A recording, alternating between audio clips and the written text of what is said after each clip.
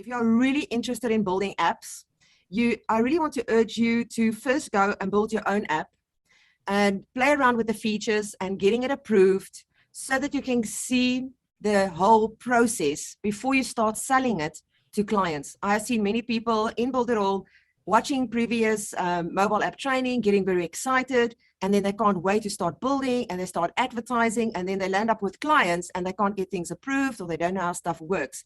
So I really would urge you, if this is your type of thing that you really like to do, I would want you to consider to go full-time into this, learning it by heart, creating a few, get it approved, and see what this app builder can do. Otherwise, you're going to overcommit, and you're going to have clients that's going to come and scream at your face, and you're going to ruin your reputation. So that is just something that I wanted you to understand. So before we start creating your app, make sure you create all your graphics, and you can do that in Canva, CorelDRAW, Adobe, or any other graphic program. And the reason why I am saying it, it is easier to have all of those things available once you are in the app. So you don't need to go up and down trying to create these different kinds of designs. If you're given the sizes of the graphics here on the slide, you'll need, but you will also see the size inside of the app as well. So this is just a tip. You need to do it the way that is easier for you. But I have found with everything that I do, every design that I've done inside of Builderall, websites, or whatever the case is, I like to get my graphics and everything ready before I start building.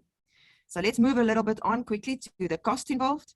So obviously there's no cost on Builderall's site for using the app, but you will need to pay for registration costs to the other parties involved.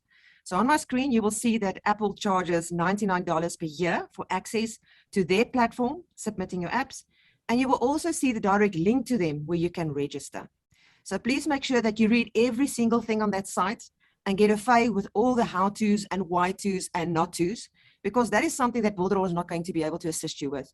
You'll also see the cost for Google Play Store, which is only a once-off fee of $25, which is great, but even better, Amazon is free. Well, at least for now. Now that you know the costs, let's quickly talk about what you need to register as. You will have the option to choose between individual or corporation. Choosing a corporation will give you access to more tools and benefits and is the preferred option, especially if you are going to build apps for other people or if you are very serious about app building. If you choose to just build apps for yourself with no bells and whistles, all you're going to need is really an Apple ID. So what will you need to give them during the registration?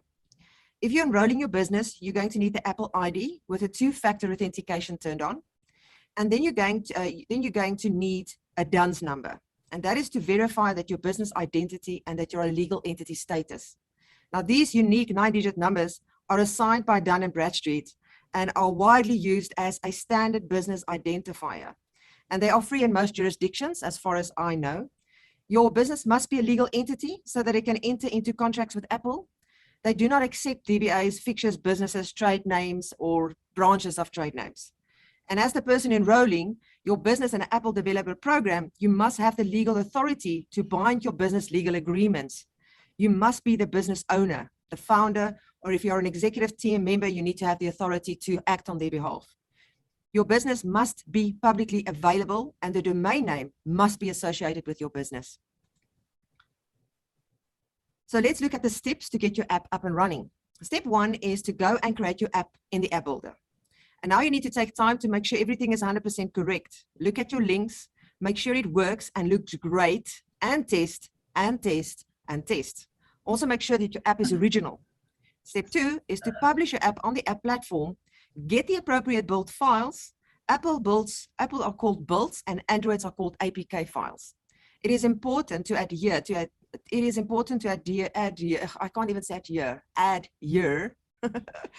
to the Android versions, but we will talk about that in the app itself. You must see the price of your app and can select specific territories for your app, and your app is also available in the App Store territories by default. Step 4, you will need the bundle ID and the package name. You submit your app for review to the app, and then you need to make available on the App Store. And before you submit an app, you need to enter all the required metadata and choose if you want to release it manually or automatically, or if you want to release the app in phases. Step 5, after you submit the app status is going to change to waiting for review. If there are any issues with your app, you will need to read and reply to the app review communications. So after your app is approved, it can take up to 24 hours to go live on the App Store. Shelly will talk about the approval processes and all those advanced tips and tricks either today or in the next Tuesday, depending on the time. And that is it for the short presentation. So I'm going to jump into the actual training of the builder just now. So let me just stop my share for one moment and move my things around so that I can get to the right places. And I know you guys are shocked, because I was shocked when I created these slides that there's so many different things that needs to be adhered to. But I think, like all things online, sorry, I've got a frog in my throat. Everything is a learning curve. And I'm sure if something tickles you and it's something that you really like, you will persevere and push through until you make a success of it. And Builderall is really making it a lot easier for us by giving us this app, because to have a program like this inside of Builderall is really, really cool. So I'm just going to go to the app so far, and then I can start sharing my screen again with you. And I think that is the right one. All right, here we go. So like I said, we're first going to, this is the first screen that's going to come up, and we're going to give it a name. So we're going to pretend that we are creating a salon, a hair salon. Let's make it a hair salon for this matter. And we're going to click create. These on the side is just a demo that you've seen there that gives you fictitious information, just to show you what it would look like if your app is live, that you would be able to see some statistics about it. All right, so it says you have no subscription with free slots. Please proceed to a new purchase. You are not purchasing anything. And even if it says payment, all you need to do is just to make sure that your information is correct, that you've added all the information, and click at the bottom where it says choose the subscription that suits your best. There's only one option, and it's the free option, obviously with Builderall. And you're going to click save. Then we're going to scroll down, and you're going to see there is your information that you're not paying anything. And then you're going to validate. And that is to create the account. So now you can see that it's been created and successfully paid. You can now go to the application. And now you're going to see it sits right here. All you need to do is you can either manage or trash to start over. Maybe you messed up the app during the whole process and you don't know what's going on anymore and you want to start from scratch. You can trash it. And you're going to trash a lot, especially if you're new and you are building a few apps. You're going to play around and you're going to trash a few of them. So I love this button because it is very useful. You're going to click on manage. And this is the fun part, I think, especially for me, because I love design and I love that kind of stuff. This is what I like the best. And I'm going to work a little bit backwards today. So I hope you guys are not going to get lost, but you're going to see the reason why I'm doing it in that way.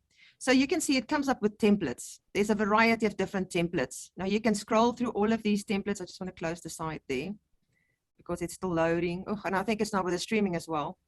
But anyways, there's a lot of different kinds of templates. Oh, I hate it when it loads like this. Let's just give it some time. And while it loads, I can still talk about it. You can see it's under all, and there's lots of different kinds of ones that you can choose here. And don't feel that, let's say you like this specific one, that you say, I want this background, but I don't want the way that the menu is featuring. I want the menu like that. It doesn't matter. You can change every single thing that you see on these templates can be changed and edited. The color, the pictures, the images, the features, where the menu is sitting, the borders. This is just going to make your work a little bit easier. Maybe there's something that you like that much that you don't really want to change the design. So you can go through all of these different kinds of designs, and you can find on the left-hand side all the different kinds of niches that you can work with. So what I'm going to do is I'm just going to choose something that is easy for me to work with today. And I like this one, and I'm going to click OK. Because it's asking me to click OK because I'm actually changing the design. Now, you don't have to use an existing template. You can start from scratch if you want to. But in this case, I am just going to use an existing template and we're going to modify it. So the first one is where you change the template, and it tells you that the main color, it is yellow and the text is black. All right. And you can see the preview here on the right-hand side. And then next to it, you can see we've got change your layout. And this is the buttons that you see right here. You would be able to change the look and feel. So if I click on that change buttons, you're going to see the different kinds of layouts that you can apply to your cover page or your main page. And that's why I said to you, you don't have to be set your mind on one specific way. I have chosen this way on the side, but you can choose any of the different kinds of ones. All right. So that's what's happening there. Now, I am going to talk about these things at a later stage because I want us first to go and do our design. So I'm going to scroll down, and right here in this area right here, you will see we've got a main picture, and then we've got, looks like a block inside of it. Now, the reason for this little block is that we're all using different kinds of devices and mobiles and that kind of stuff. This block is the safe area, if I want to put it that way. There is a message here. You can see it talks about safe boundaries. So whatever you design, your the most important things needs to remain within this block. That doesn't matter which handset it's going to be in, it will be safe and the people will be able to access it. And that is also for different kinds of overlays. You can see you can play around with the overlay here. You can hide the overlay. Now you can't see it. Safe in portrait, safe locked. And you can see what it looks like if it's safe. Safe in landscape, safe in portrait and landscape. So for now, I'm just going to leave it in safe in portrait, but don't stress, you're going to show you now exactly how to create and design this so that it makes sense. Now, obviously the things that overflows on the side, if a person's device is bigger, they probably will be able to see it. But we are going to make sure that our most important information sits within that area. Now you can see it tells you recommended size 2732 by 2732. And then it gives you the option to download a template. And I would urge you to do that. You're going to click on PNG or PSD, depending on which program you are working with. And it's going to give you this option here. All you need to do is right click and save the image to your computer. All right. Once that is done, let me just move that up. Just going to go out. Now we are going to go to Canva. And we are going to make use because we are going to create our salon now. So right here in, and this thing keeps in my way. Sorry guys, I'm just moving this bar around. So in Canva, you can create your own designs. Right here at the top bottom, it says custom size, but you can choose any design program. So I'm putting in the 2732 by 2732. And I know that I'm going to work with a hair salon. So what I'm going to do first is I'm going to go try and find a background that I can use. And then I'm just going to add additional page and I'm going to look for an image. So let's go to the photo area and I'm just going to type in hair. And there is now multiple images here. Now, I'm not going to say that it is a good idea to use big images like this. And I'm going to tell you why. If I make this a little bit large, we're going to have a problem to fit everything into the safe area. And I'm going to show you now. If you go to your uploads, you're going to click on upload media and the file that you've just downloaded, the template from Builderall, you're going to upload. So you can see here is the template that I've already uploaded to save us some time. So if just going to make this a little bit smaller so that I can show you how we're going to do it. I'm going to add it right there. Then I'm going to stretch this image large and I'm going to put this into the block area. All right, exactly as big as the block. Now this where the yellow line is, that is the portrait area. So you can see it's basically just her face. Her hair is not in that safe area.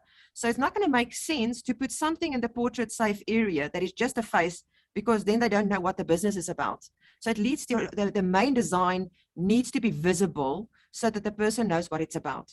So what we're going to do is I'm not going to make use of that image. I would rather go and look for an image, something like this maybe, that will work. And then obviously I'm going to remove the background because I want it to look professional. And I'm going to find a color that is the opposite of red. So I think it would be turquoise, I would think. So let's go see if I could find a type of a greenish. I think green is not really green. What color can I go with? I think the opposite is about green. So I'm just going to do that for the design purpose. All right, so now we're going to take this and we're going to drop it on top of it. I'm just going to delete that so I can get to the top. And I'm going to edit that image and remove the background. Now, you guys must be wondering, why am I showing you this? This is not the app training.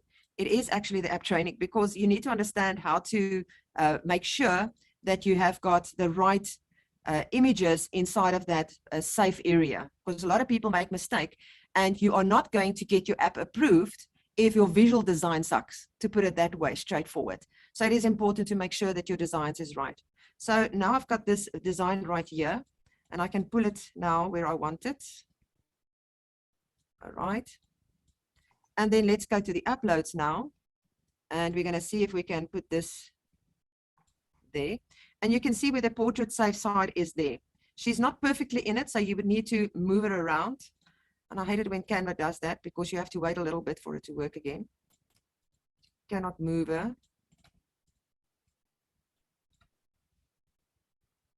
I'm just going to move it like this.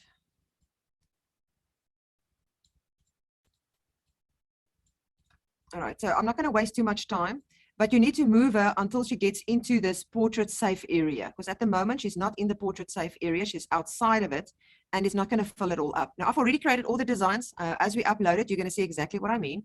And once you are happy with it, all you need to do is then to go and remove the thing at the background. I'm just going undo now. See, I actually want to try and put this in the right place, but you get the idea. I'm not going to go too much into it. So once you've got it ready, you're going to download it, but don't download it in PNG because the file is going to be huge. Download it in a JPG file, because large files, you do not want to build an app that's going to sit with a huge file thing that people is going to remember. You've got people that's going to subscribe. If they can't use this app because it takes hours and hours to download, that is a no-go. So make sure that you download it in JPG. All right. So that is with all your designs that you are going to do. All your designs don't need this template. It's only the front page that needs the template. All right. So that is Canva out of the way.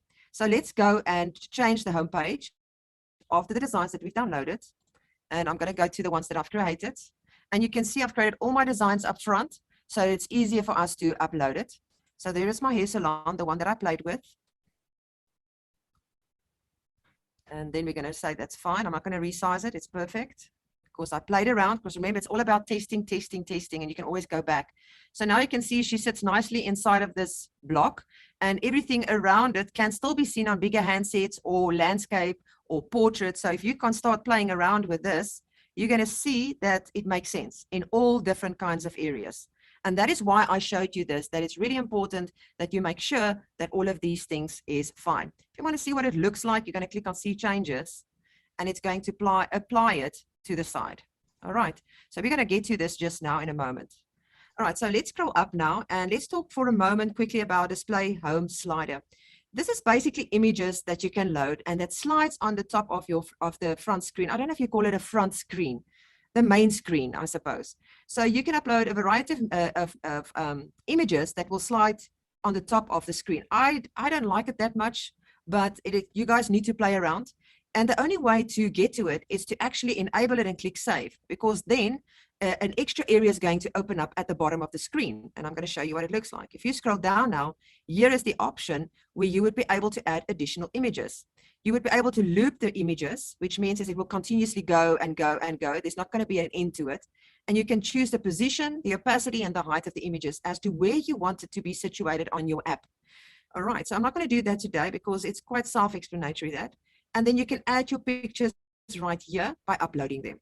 All right, so this is the section right here. But for this example, we are not going to make use of that slider. We're just going to leave it as is and keep it simple. Then we've got layout options. Layout options is basically, I'm going to show you what it is. We've got titles right here. All right, you can choose to make it visible or make it hidden. So if I click on visible, all right, and I'm going to click Save.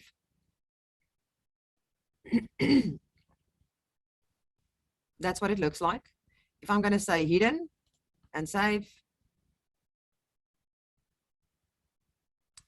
that's what it's going to look like. You can see the titles is missing. It's only icons, but we want it to be visible because some people would like to read it. And then you can choose whether you want it in uppercase or lowercase. So that is also, do you want it in capitals or in non-capital? So you can choose that. I like it to have lowercase. And where you want to display the borders. So right is going to make little lines. Let me show you what it looks like.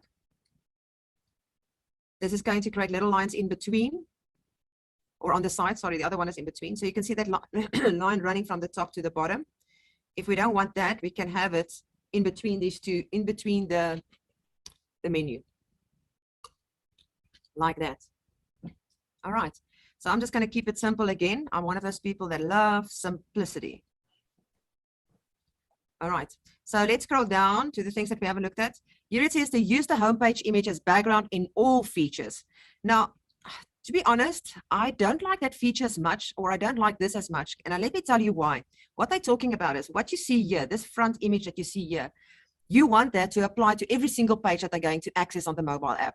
Now, the problem that I have with that is, what if you have got just text and the text is going to go missing behind it? Imagine you've got a white banner over her face. It's just going to look funny. So it's about the design. If your design can make space for it to have it on every single page, then go for it.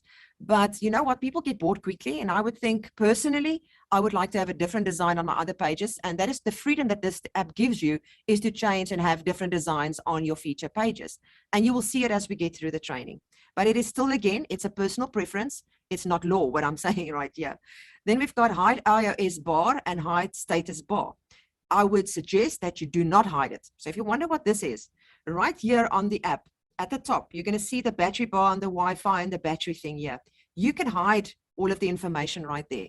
But sometimes, you know, especially if I look at myself, when I'm on an app, I want to see I'm on Wi-Fi. Because if I'm not on Wi-Fi, it's going to steal my data or my airtime or whatever I have on my phone. So people need to know that they are actually watching the app on Wi-Fi. So I would not actually hide that. So again, that is a preference. You can choose whether you want that or not.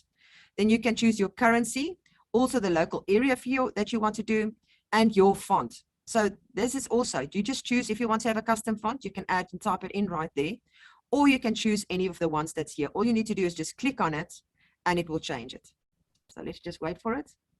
And you can see there's multiple different kinds of things that you can do. It says font saved. It's not necessarily a font that I would want, but you can see it sits right there. And I don't know why I chose that, because I wanted to have that one. Sorry. Perfectionism, you know, even in the training, I don't like that. Okay, so now that is done and everything is saved, there's nothing on this page anymore. We need to go and change that now, which is going to take us to the next thing, which is colors. You can access it via this side or on the left hand side, but I'm just going to click on colors there because I just feel comfortable clicking there. All right. And now we are on this screen and we can do background changes here, right here. You can see here a general background, homepage background, header, all those kind of things. So let's go click on the header. And I don't know what the thing is going to be. Actually, I'm going to make it something like that. I think let's just go like that. I don't know what it's going to look like. We need to play around until we get the right thing. That is what it's about. And did I clean the right one? No, it's not ready yet. I think it's the right one. Shirley, is the right one, hey? I think. I honestly don't remember. There's so many of these settings that I'd have to go in and play with them again. But the biggest thing about this area is before you make a website for or an app for anybody, go through and make changes to every single one of these, because you need to know where they're at and what they're changing. Or else you're going to create something that looks like Mardi Gras when you're trying not to look like Mardi Gras. And there are tons and tons and tons and tons of areas that you can change the colors and you can change the text, you can change the background, you can change borders. There's so many things, you guys. Just look at all the different sections that you have, and you're not going to see everything on this homepage. When you go to the different features, which features is another name for pages in this app. When you go to the different features, you may have to go to a completely different section to start changing the colors that are on that feature, because it may have cards, it may have radio buttons, and it may have a checkbox. It may have badges. So you have to just kind of play with it and see what it's all about. I've got a complete color design that I did, but it's an old version. But next week when I do all my training after Jackie's done, I'll actually give you that old one, and it will help you with this, because it will help you understand where those things are. It doesn't cover all of them, but it covers most of them. Perfect. So we managed to change that one. And like she said, if we go through it, you can see there's hundreds and hundreds and hundreds of things that can be changed. So I'm not going to go.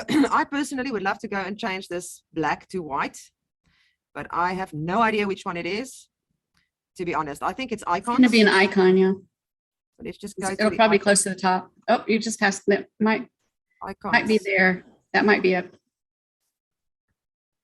Text, but that doesn't look like the right icon active. Text. No, go up to the very top. Toggle, radio, checkbox, pencils, buttons. No. Nope. Try that homepage. The image. Try the image right there on the homepage. Yeah, that's it. That's it. We got it. That's not that one. I will tell you guys, you can create some absolutely gorgeous apps. If you just take your time and think about how you want to do these color combinations. And this can actually be a really fun part of you creating an app, but it also can be a very frustrating part when you're trying to find the one thing you want to change. You want, just like Jackie was working on changing the color of the image to white. If you are not patient and you go methodically through there and try to figure it out, one of the worst things you can do is actually what Jackie did, where you scroll down to try to find it. You start at the top and look at what makes sense and go through systematically, and you will find it. Once you find it, it's obvious what it is. But go through systematically, or else you'll be clicking the same things and changing it 52 times thinking, why haven't I found it yet? I've clicked every single thing there is. No, you've clicked the same thing because you keep scrolling up and down. So this is one of the big challenges, is getting it to look exactly the way you want it. But boy, howdy, when you do, it is amazing, the beautiful apps that you can build inside this builder. And I've just said the sections here as well, as scrolling and trying to find it. Here is it on the side. It's so much easier just to click, ting, ting, ting. You know, the home page, everything for your home page is going to be that area. You don't have to scroll it. Everything for header is going to be that area. Everything for the buttons is going to be that area. So then it doesn't going to confuse you. All right, so now I've changed that section. I'm not going to do the rest of it. Before we're going to go to the features, I am going to jump something now, because the feature is going, some of the features, not all of them, is going to require that you need to do I think it's called API settings. You need to set that up. So I'm going to show you quickly. When you go to your settings area and you go to API keys, I would suggest that you add your API keys before you setting up your features, because most of the features require you to have your API settings set up. And you can see we've got YouTube, Google Maps, Flickr, Instagram, Twitter, and Facebook. So you will need to set up all of these things before you would be able to apply those different kinds of feature or use it in those features. And, so let's go back. And make sure you know, when you talk about an API key, all that means is you're creating a connection between two different platforms so that data can pass back and forth between the two.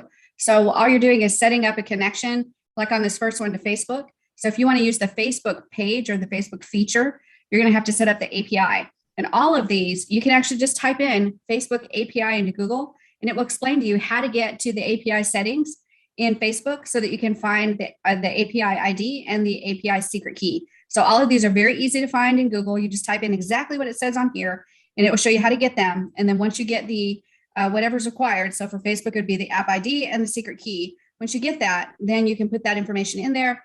And then the Facebook page or the Facebook feature, when you pull that into your app, it will be ready to do the work that you need it to do.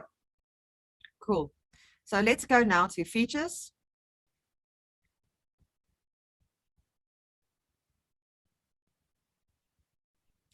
All right. So right here at the top, you can see the feature that automatically comes with this specific template. If you choose the default one that was empty, you need to add your own. And you can see there's all the different kinds of pages that you can add. We've got social, we've got media, we've got contact pages, monetization, customization, integration, events, and miscellaneous. Now, obviously, all of this is not going to be in one app. And I personally think that less is better, because you don't want to confuse the person with the app. You want to give them the necessary information. Don't give them things that doesn't apply to that specific app. I mean, if you are doing a restaurant, why do you want to give them audio files or different kinds of, like a catalog and things like that? It just does not make sense. So think about your audience, think about what the app is about, and give the user what is needed. So now this is a hair salon. So all I need to Can I make a suggestion, Jackie? Yes. Yes.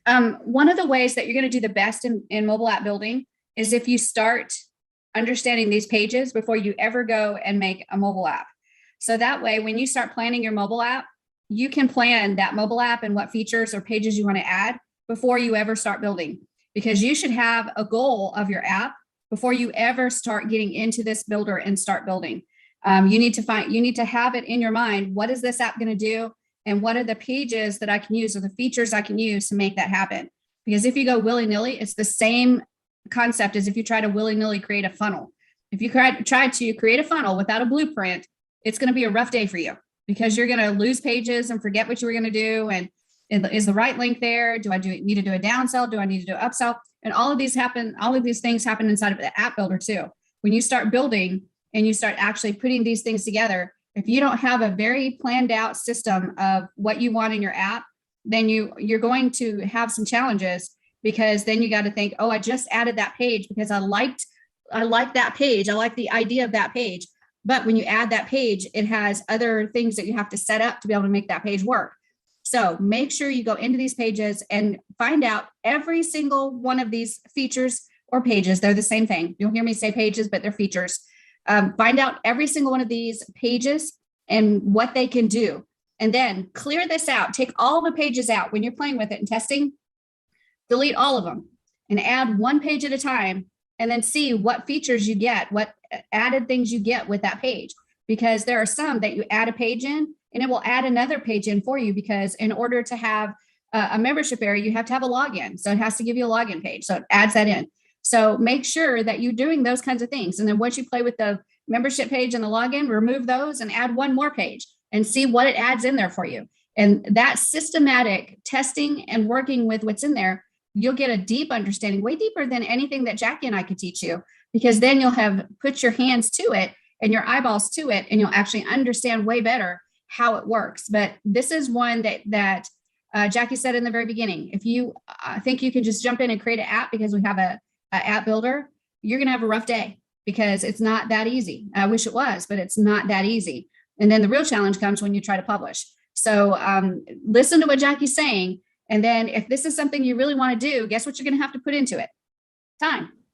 You're going to have to put time into it to understand how each of these pages work, how they interact with each other. And honestly, the training that would need to be done to teach you every aspect of every page in this app builder, you're way better off testing it yourself and getting that real understanding of what the power of what this app builder can do. Absolutely. All right. So I know this is a hair salon. And Jackie, can I Yes. ask a question before? Shelley was saying that you're best to delete everything and then add things back. So how do you do that? That's what I'm going to show you now. Oh, sorry. Jumping No ahead. problem. So I know that this is a hair salon, and the pages I'm going to require is an about, a contact, a booking, galleries, and the notification, because those are the pages that I've planned when I planned the design of my site and all those things. And you can see, because of this specific theme, you've got all of those different kinds of things there at the top that you don't need. And the easiest way to get rid of them is basically just to click on it and delete it. And that is basically, you can see galleries we're going to need, the push notification we're going to need, but we're not going to need news. We definitely are not going to make use of the calendar, because we're going to add booking to it. We can have an about page, but we're not going to have a playlist, and we're also not going to have partner links. So now we need to go find the other additional things that we want to add, which is booking. So I'm going to click on the booking. And now we've got booking, we've got the about, we still need to have contact. So let's go look for the contact. We're going to click on the contact page. And I think 1, 2, 3, 4. I think I've got 4. Let me see, 1, 2, 3, 4. That's fine. All right. So now at the top, we can see we've got the different ones, but that's not necessarily the way that I want it to be shown on this area right here. So I'm going to change that.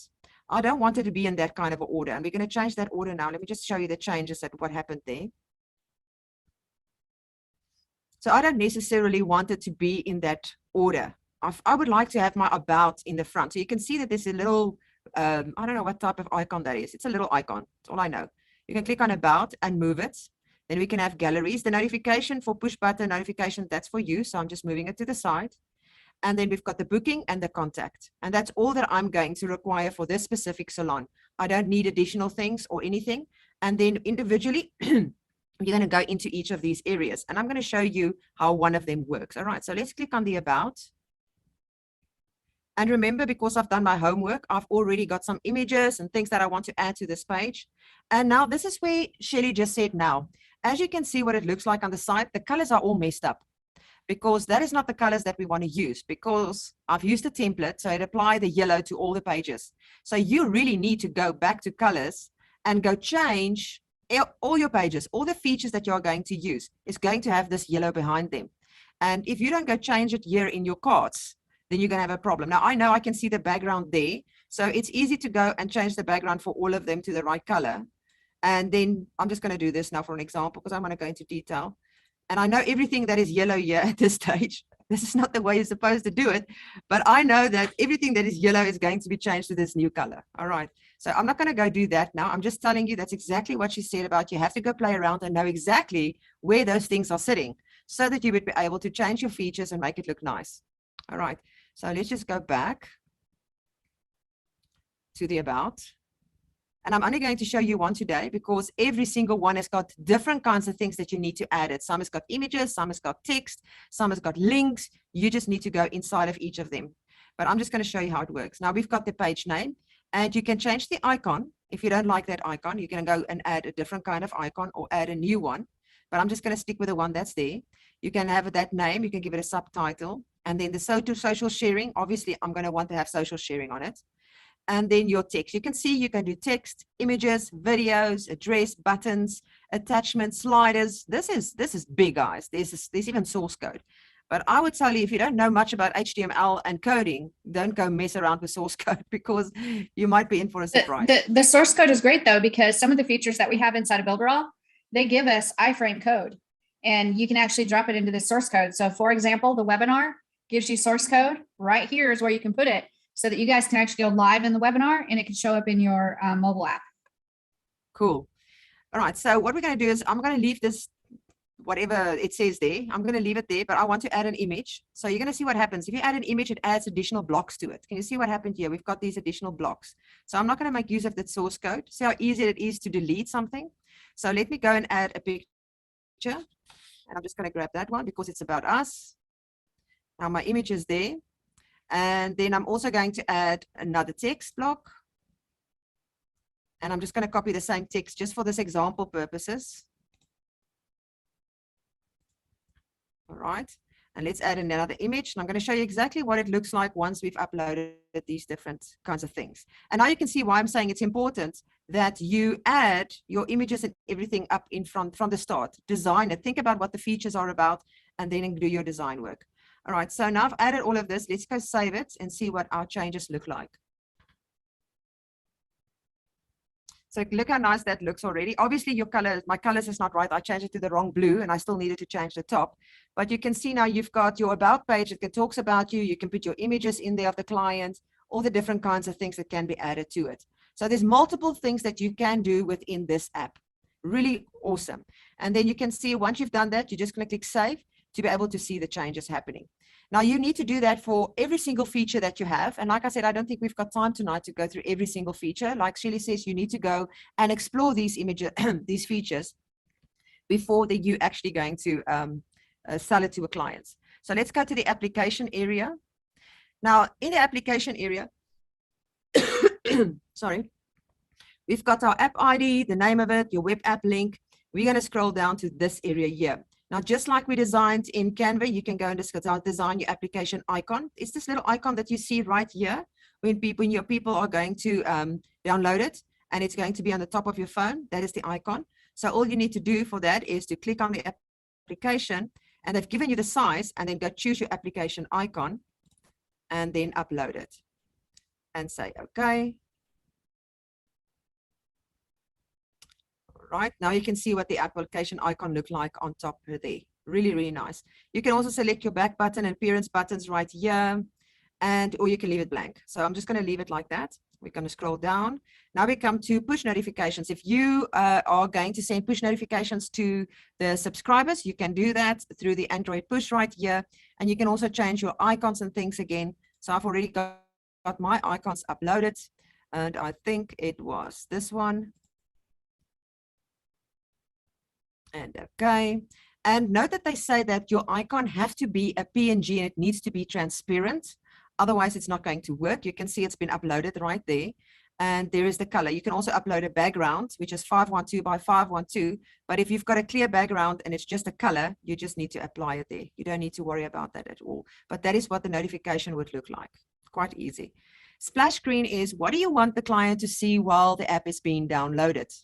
And this is the same as what you have with your main page. You will need to make use of the PNG template that we've already downloaded to make sure that it is in the safe boundaries. So I've already done mine. I'm just going to click on start, change the template. And I'm going to do this one. And I want them to see loading. All right, so that's basically what I want there to happen. So all of this has been done. All of this is great. Now, before we go to publication, there's one thing that you have to do over and over and over. You have to check that your design is correct, that it looks gorgeous, because if it looks crappy, you're not going to get approved.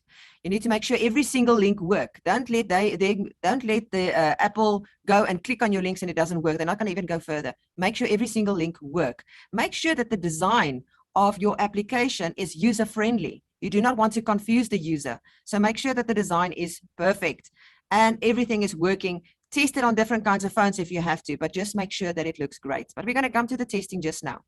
So now we're going to go to the publication area. I'm going to click that button.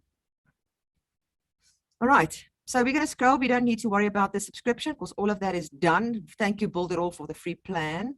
General information that we've got there. I can't give you any more information, but I can talk about the monetization of your app for a moment. When it comes to the monetization, but wait, before you go further, let me go up to that where you were. Yeah, general information. So the web app link, you guys, is the link to be able to access that app by the internet. You can give somebody that link, and if they open it up on their phone, they will actually see it on their phone. So you can give this to a client, and they can see what work you've done so far. Right there by using that link. You can also get a domain and put the domain, like say you buy a domain from GoDaddy. You can buy a domain from GoDaddy and then redirect the domain with masking and redirect it to this app link, and people can see that mobile app on their phone without having to go to the Apple Store or Google Play Store or the Amazon Store. So that's one thing you can do. You can use it as like a progressive web app. Or you can use it as a demo for your client, whichever one you want to do. Application ID is very, very, very important because it becomes a part of identifying this ID on this builder.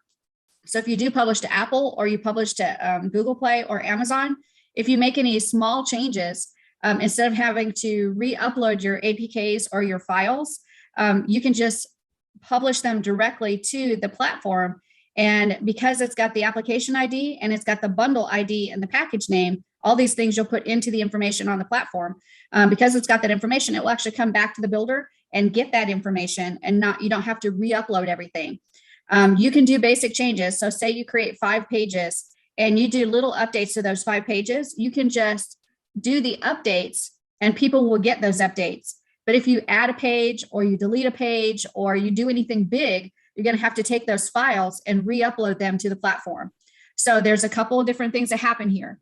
And it's all dictated by the bundle ID and the package name. So this is critical that you have this information when you go to upload. And we'll talk more about that next week when we do the training on how to publish. But that's the importance of this area, the general information, because the platforms, Apple, Google Play, and Amazon, have to have the application ID, the bundle ID, and the package name, so that if you do make any little changes, they can get it and give it to the user without you having to re-upload everything. Does that make sense? Yep. So that's what that is right there in the general information. Cool. Thank you. Now You're we're going to welcome. go to monetization app. Now, this is if you want to make some lekker extra money. And I think that is what most people are doing. That is why they create apps, because they want to, they want the AdSense. I call it the AdSense. I know AdMob is different than AdSense, but it is the same. It's the same principle. You're going to get ads on your mobile app. The people need to watch them. They will see them at the bottom, depending on how it's been done. And you will earn a fee or a commission or whatever you want to, the way you want to put it. So you would need to open an account with AdMob or register an account with AdMob right here at the top. And then you need to click whether you want to monetize your app. We're using AdMob. And then you can display only test ads, useful when developing the app. So this is, you know what, it tells you exactly what it is. And then for more information at AdMob, you can go click there. So they're going to give you the information, and these are the information that you need to make use of. And then there's a banner, interstitial banner. If you want to when I saw the word interstitial, I can't even pronounce it properly. But all I know is that it takes up the whole screen of the app. That is all I know. Yeah, that's it. A banner is going to take usually the bottom part of the app.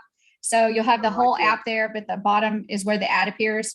Interstitial is like a pop-up that takes up almost the whole screen. You may see a little bit of the outline of the app behind it, but almost the whole screen is taken up with the interstitial ad. My suggestion, I've been doing this for years. My suggestion is stick with the banner ads, because if you have interstitial, nobody's going to want to use your app anymore. It gets really irritating. Yeah, exactly. I hate it. I hate it if it's too much. I don't mind the banner at the bottom. I really don't mind it. All right, then we've got mobile source codes right here is to generate the code. And this is where the fun part starts. It takes some time for some of them, it takes time to generate the code.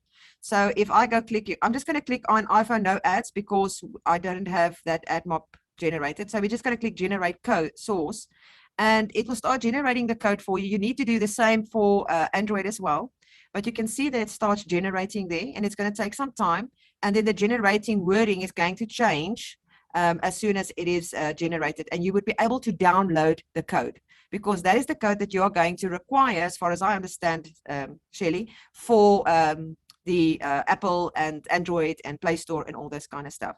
When we talk about the Android version here, this is very important to have a number there because Android demands to have a version because you don't know, you might have a version 1 and in a month's time, you're going to do some changes. It becomes version 2 and then it becomes version 3. So that is very important to get your app approved by Android. So don't leave that space empty. It's important to have a number.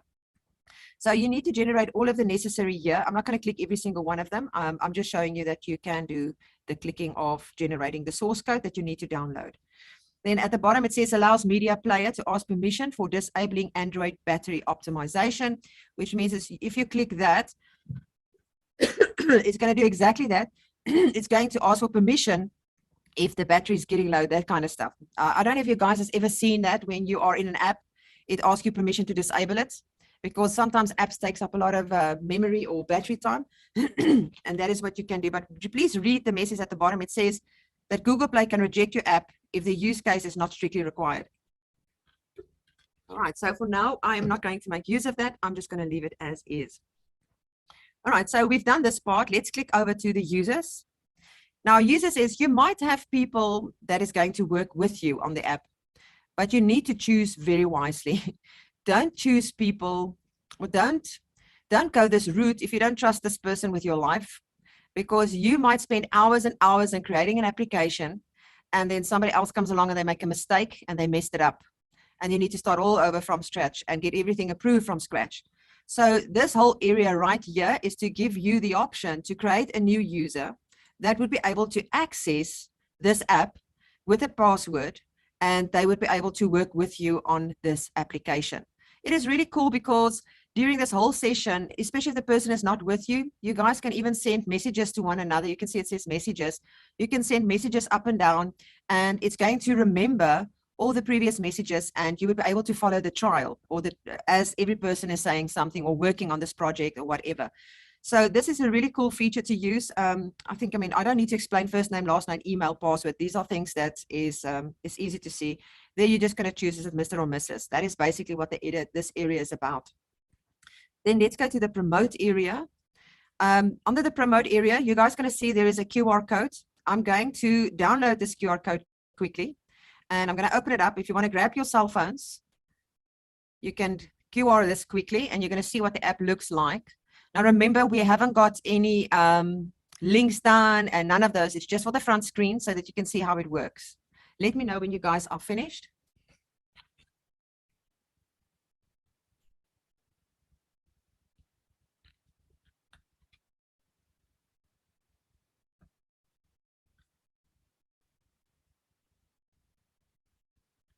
All right, Greg, I got you. Good, Linda. I found your green header too. You found my green header. It's at the top of every page. Yeah, exactly. That's why it's so important to go and play around with those different colors. All right. Yeah, I got it, Jackie. I got it. Cool. All right, so I'm going to go out there. And that is very cool. So instead of giving people that other link that Shelley showed you previously or told you about, I think the QR code is the best way to go because it looks great. It looks so technology. It gives you a little bit of a, wow, this person knows what they're doing kind of thing, you know? So you rather give that to your client, send it to them so they can see what the app looks like as you are working on it. So that is just going to tell you. Shelley, I'm not sure about stores URL here at the top, iOS, Android. I'm sure that you can explain that for them. Yeah, once you publish to Apple or publish to Google Play, there's this direct link to download the app so you can put it into that space. And then there's some things you can do with it, which I'll probably show you next week once that's in there to create separate codes for each one of the stores. So you have a QR code for the Apple Store, a QR code for the Android version. So it's actually pretty cool, but you have to have published already and then put the link to the item in the store into that field. Cool. All right, let's go to messages. And this is where all the lacquer stuff happens. So you can communicate with the people that are building with you. So you can stop typing and say, hello world. I always say hello world. When I did my MCSD, that was the first thing we learned to program was hello world. So I keep on saying it every single time when I do something. So you can see it drops it here to the bottom. And every time somebody is making a message, you're going to start seeing a trial from all the different kinds of users that you've given access to, and you will be able to see exactly what's been happening on your app. Then we've got the analytics, and the analytics area this is just the area that's going to tell you how your app is performing, what are people doing on the app. And obviously this is a demo. This is not real information because app doesn't exist at the moment. So this is where you're going to find all that very important real life data that you need. This is the feature analytics as well, telling you exactly what happens on each of the areas or of the pages that you have available in your app. And then the settings part, terms and conditions, you're going to have to make sure that you have terms and conditions added, because as far as I understand, and the little bit of research I've done, it is another reason why they will not approve your app if you do not have these things in place. So I would urge you to go and read through it. Don't just accept what you see right here. Make sure you go read it, and that all your information is added where it's necessary. So you can see you've got the different kinds of areas right here. You can just scroll. If you are going to offer discount, you need to have your information on a discount, your loyalty card, extended profile. Again, it depends on which features you are going to add. And according to that, you will need to add the different kinds of conditions. All right. Then we come to the domain area, and there I don't know what the domain name is. I think you can connect a domain just like you did previously, Shelley. That is a question that I had previously. I wasn't sure about it, but I think you can connect a domain. Yeah, that's the one where you can put the domain in there. You can't do the name servers and stuff. You just put the domain in there, and what you're doing is just some of the things that it makes ahead of time, like QR codes and stuff. It will actually make the QR code so they go to the domain name instead of the slug name. But the domain name, the best way I found to do it is GoDaddy, and buy a domain off of GoDaddy, and then forward the domain to the web app link with masking. And what that means is it forwards, and when it lands on the domain or the URL, it still has the domain name in there. It doesn't ever show the web app link, the ugly slug. It will only show you the domain name. So to me, that's the best way, because then they never see that ugly slug. With masking. Okay. Yep. Then we're going to go to the advanced area here. And this is all the other fun parts. I don't know what this advanced applications, these things at the top is, but I do know that these are very important as well. For each and every single thing, you need to specify a reason why the app needs access.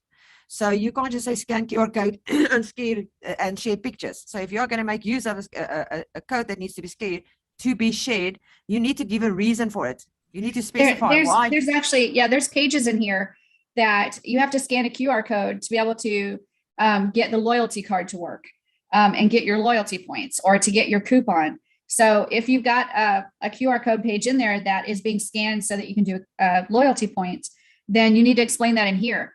And you have to be very, very specific, because this, again, is another area that Apple specifically, if it says you've got scan QR code and share pictures, but you've got to scan QR code to do loyalty points, it'll say it's rejected, because the explanation that's going to pop up for that person to be able to use the scanner doesn't match what they're doing with it. And to Apple, that is not a good user experience. So they'll reject you. All right, cool. Very important information, very technical information. All right, so I'm going to go past that. Here at the bottom, this is the part that I love. I love this area. And have you ever downloaded an app and then you are playing around with it, but then you want it to see a little bit bigger, and you turn your phone around to see if it's going to swap the image in landscape area, and sometimes the app doesn't allow you. And the reason why, it's because the person that created it said it that way. So you can choose what needs to happen with your app, what you allow and what you don't allow. But now you need to be very careful, because it depends on how you created your design.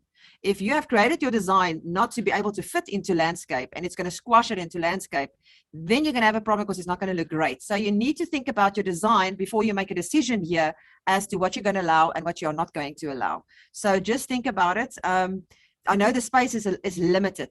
Greg? Can you upload pictures for each shape? No. No, you can't. Okay. It states it's in that. Remember when we started in the editor and that template that we downloaded, it gives you these different kinds of areas. So let me Yeah, I have just minimize this. the last builder I used, you had to upload horizontal, a portrait, a square. You had to upload like 6 different pictures, and you had to have them done that way. Okay. This one used to be that way, Greg. Way back early, like gosh, about 3 years ago, you did have to upload all the different pictures for the different modes. So you had to have your portrait picture, your horizontal landscape picture, and you could have a different picture for every single one. Yeah. But I actually like this better because you're not so pushed to get all different things for all different styles. You can do one image and have it work for everything. And if it doesn't work, just lock it in portrait mode and don't let it go to landscape, or lock it in landscape and don't let it go to portrait. Yeah, that's a lot easier. Yeah, it's a lot easier. All right, so here we can see we can just take it out and leave it. So all the different kinds of areas. And once you've done that, obviously you're going to click on save. All right, that was that page. Now we're going to jump. I think that is the API. Can I say one more thing about this page? I'm sorry, I keep jumping in. No, that's the other thing about publishing to Apple, you guys, is when you publish to iPhone, it's going to automatically make this available for iPad. So if you notice, it's got iPad orientation settings. So make sure you're thinking in terms of iPad too. And my suggestion is that you have, I have all devices. I have Android, Apple, iPhone, and iPad. And I test on all those devices to see what it's looking like. And so when you publish for Apple to iPhone, it's going to make it available for iPad as well. So just make sure you know that and set it accordingly to how you want it for iPad as well. Cool. Okay, so now we're going to get to the modules area. Now the training is basically, my training is basically gone, because here it's just things that I have no idea about. I can tell you a little bit about it. Training videos is training videos. If you click on it, you're going to find a lot of training videos that you can watch. I'm not so cool. Well, that's cool. That's why we don't have training videos there anymore. Maybe it's outdated. And now I think all the videos that they had are outdated on this. They actually had a whole bunch of videos on how to do the different features and stuff, but it's all changed so much that none of the videos applied. So right now, I don't think there's anything available in the training videos. Okay. And if you've got a loyalty card added to your feature, this is where you're going to get the analytics of it. So this is just basic information. You can import and export your users. If you've got users, you can take them out of your account or add to them. You've got campaign analytics if you're running in a campaign right there. I don't know how. That is probably with Google. I'm not sure. And then Mega Messages. I have no idea what's Mega Messages. I thought it was the same as the messages that we have here for users, but I have no. You can see it's read-only activated. And then we've got Website Builder, AppCon. All of these, I am not 100% sure what they are. Device preview. So those are the website builder. You can actually build like a website page to promote your web app, but why would you? Because we've got Builderall. And then the app icon maker, that comes in handy if you don't want to use Canva, because it allows you to create that little app icon that appears on your screen when they download your app. It actually allows them to create it allows you to create the app icon that appears when they download the app onto their phone. It took me a minute to kick all that out. What else do we have in that area? Mega tags. I honestly don't know what those are. That's something new that I haven't investigated yet, but the appointment calendar, there's an appointment calendar feature inside of here. But again, why would you use it? Because you've got the Builderall booking app, so you can actually use that instead. So you really don't need to use that one at all. And I think that's about it. Oh, this is cool. Yeah, the device preview is really cool. That allows you to see what it's going to look like on each device.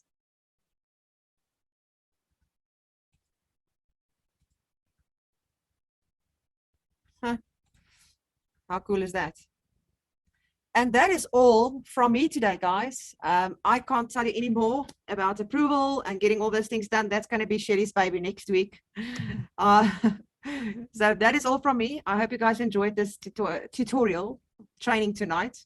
I had fun, especially the design part of it. And I would love to see if there's anybody else besides Shelly that's building apps inside of our company. Any questions? Yeah, I will tell you, it's easier than it looks to build the app. Once you get in there and you start really learning what those pages are and what they can do, you can build an app in 30 minutes. Truly, you can build an app in 30 minutes. The challenge is if you're going to do any of the advanced features, like maybe a loyalty card, or if you want to do a membership area, or you want to do some e-commerce, or you want to do some integrations with some of the Builderall stuff, like the webinar platform, or even bring e-commerce into the app from Builderall. There's a lot you can do advanced wise. But if you want to build just a basic app, similar to a website, but put it into a mobile app, you can seriously build one in 30 minutes. It doesn't take very long. To me, the challenge is to get it published on all the platforms. Amazon is super easy. Google Play is fairly easy, but Apple can make grown men cry. So I'm going to show you next week some of the things that you can do to help you get approved by Google and then help you get approved by Apple. And then I'm also going to show you some things to do to be able to get published to Apple to make it a little bit easier. Because one of the things you have to have is a Mac computer to be able to publish. If you don't have a Mac computer and Xcode, you can't publish. Most of it you can do, but to actually take those files that are created and upload them, you have to have a Mac computer. But there is a way around it, and I'm going to show you how to do that next week. So next week is all about taking what you've already built and then publish it on the different platforms. So that's what we'll do next week. Okay. And then I'll show you some other tips and tricks to make it easier. Awesome. Jackie, I have a question. Yo. Sorry about that. Yeah, this is Stacy.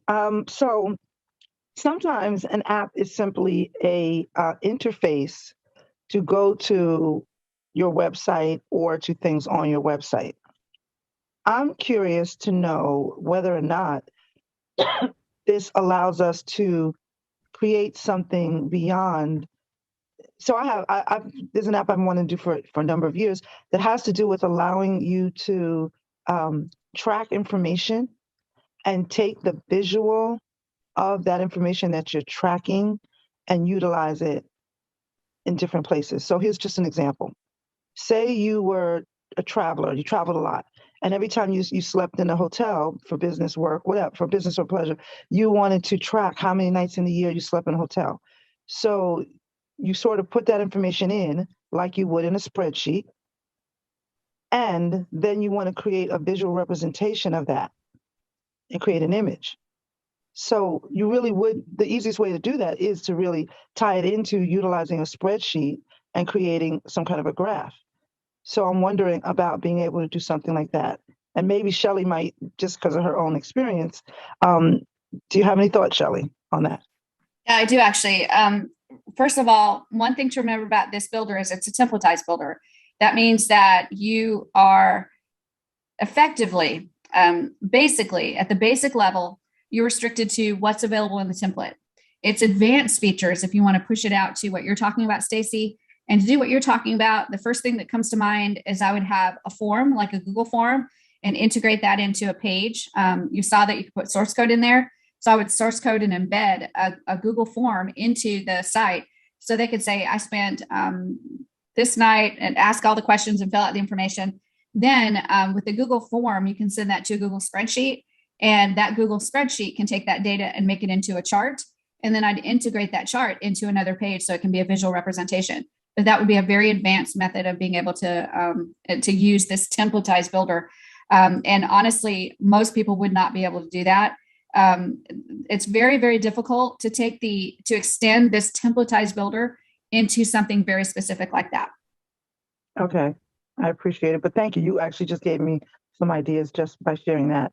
And then my next question is, we talk a lot about trying to have it approved because we think we want it to be something that, anybody can go get and organically it has reach. But what if that's not even what you want?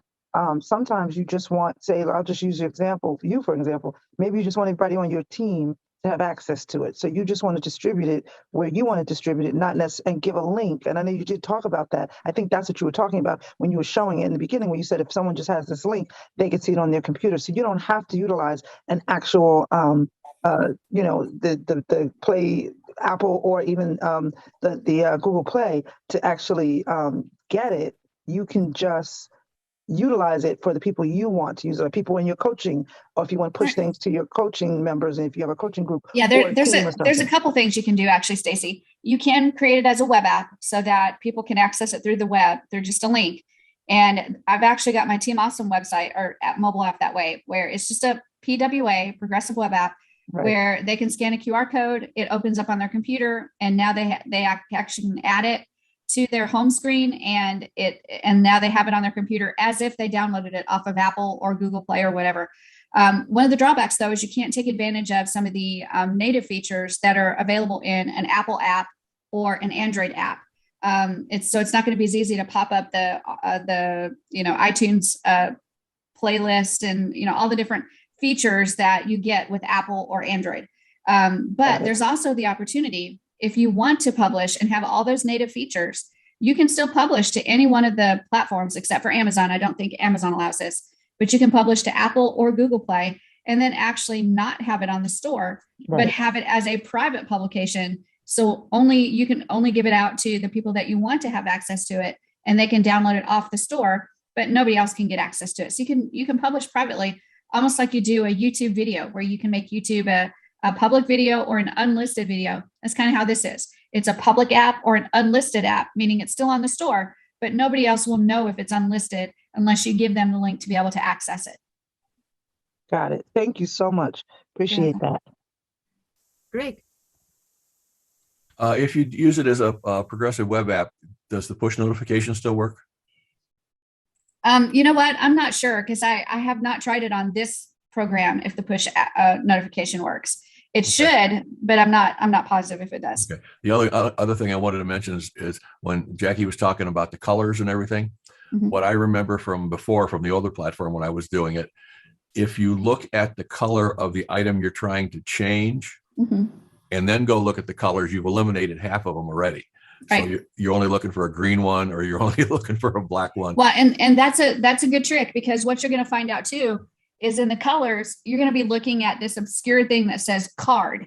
Yeah. You're like, what the fly and flip is a card? Yeah. So you change it to an oddball color, like make it a pink with purple polka dots. Yeah. And then go through and test some of those pages until you find that page that has that pink with purple polka dots on it. Yeah. And then you'll go, okay, that's where that is. That's exactly how I had to do it, to find out where all those colors were landing, because there's so many options. And you literally have to go there and make several different page types, like, many, many, many different page types, and then start changing the colors of the things that you just can't find, and then going through the pages and seeing if you can find where that color appears. If you know the color of the item that you're trying to change, when you go look for it, at least you've eliminated a whole bunch of colors. So you can only look for a red one or a blue one or whatever. Exactly. So that we're talking the same thing, just a different way of going about it. Direction. You want that away.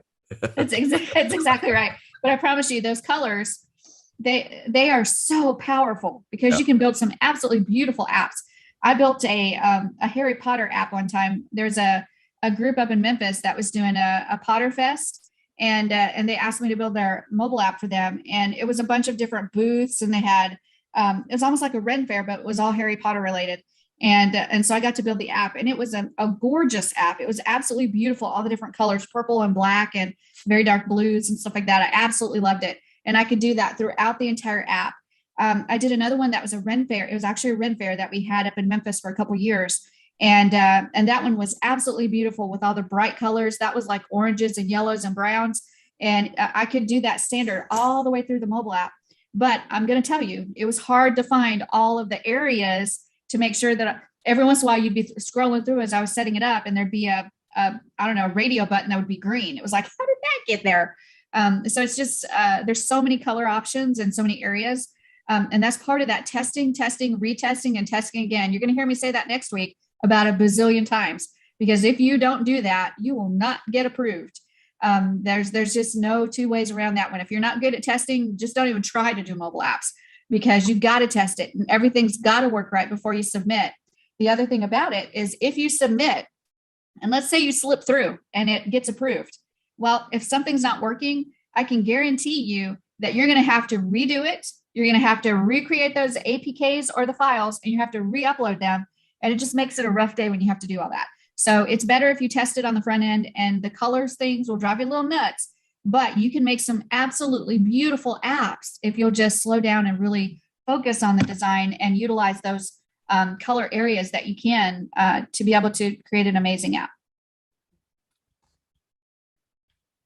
Cool. No more questions. Great. Yay. Yeah, I have one. Do you ever sleep, Jackie? I noticed it's 4 o'clock in the morning there. Yeah, it's 4:00, 4:30 now at the moment, but I think I sleep like 5 hours a day, about. Yeah, it's about 5 hours.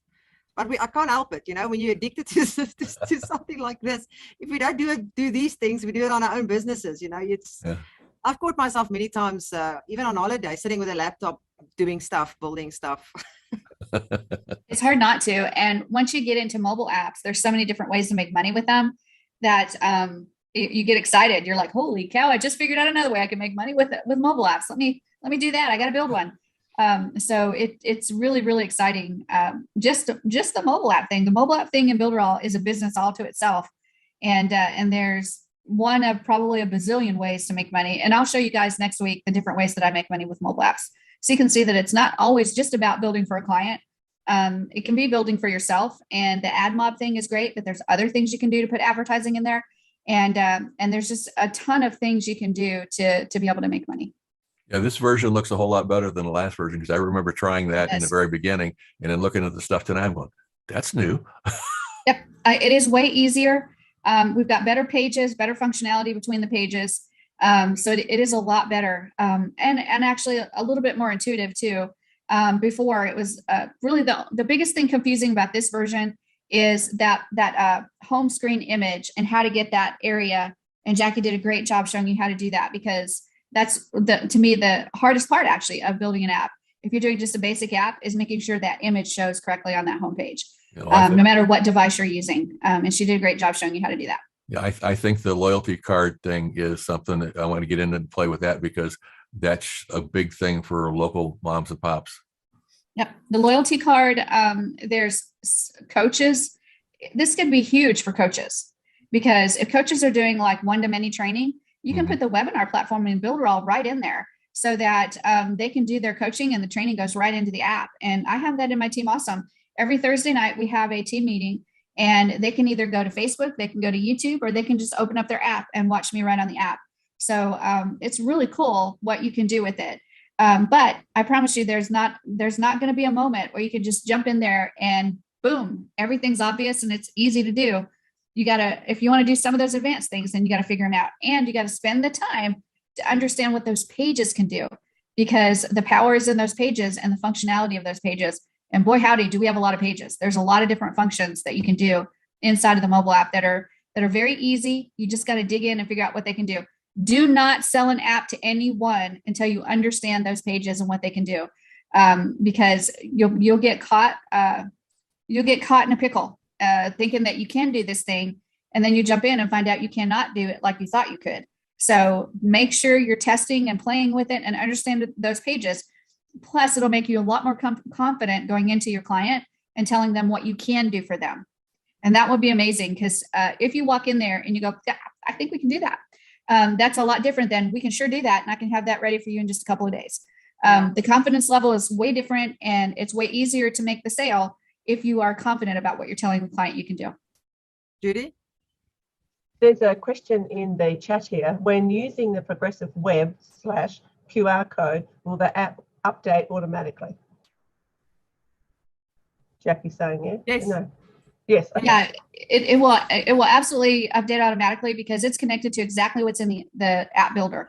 Remember on the stores, it's connected to that app bundle, or the bundle ID. So if you make small changes, it will get updated automatically. Like say you have an About Me page and you fire one of your staff, so you have to take them off and add a new person. That's a basic little change that will be updated automatically on the stores. So when a person opens their app the next time, the new changes will be there. But if you have an About Me page and you want to add a brand spanking new page that's totally different, that hasn't been there before, then you have to pull those files again and re-upload them, because that's a big change that won't be automatically gotten by all the new people. But that's only on the stores. On the progressive web app, on the web version, everything's updated automatically, because you're actually connecting straight to the builder. So today is one of my favorite things that I'm going to show you how to do, which is take an app that you built inside the Templatized Builder and publish it to one of the main platforms. So we can publish to the Apple Store, we can publish to Google Play, we can actually publish to Amazon, And then we can also do something called a PWA or progressive web app. And I'm going to show you how to get all of those things published so that you can put your apps wherever you want to put them, which is really cool. Before we get started, I just want to tell you thank you for being here and happy New Year. It's hard to believe that we are out of 2021 and we just jumped right into 2022. And I also want to say a big thank you and a huge shout out to Jackie, because she did part 1. If you haven't seen part 1, you need to go watch it, because she did an excellent job of getting you pumped and primed to use the template builder so that you can do everything you need to do to get this last part done, which is actually publishing the mobile apps onto some kind of platform. So I guess we can jump right into it. Let me go ahead and get started. So I'm going to just share my screen and I'm going to go into Canva. I've got a little bitty presentation for you. So let me go ahead and get that started.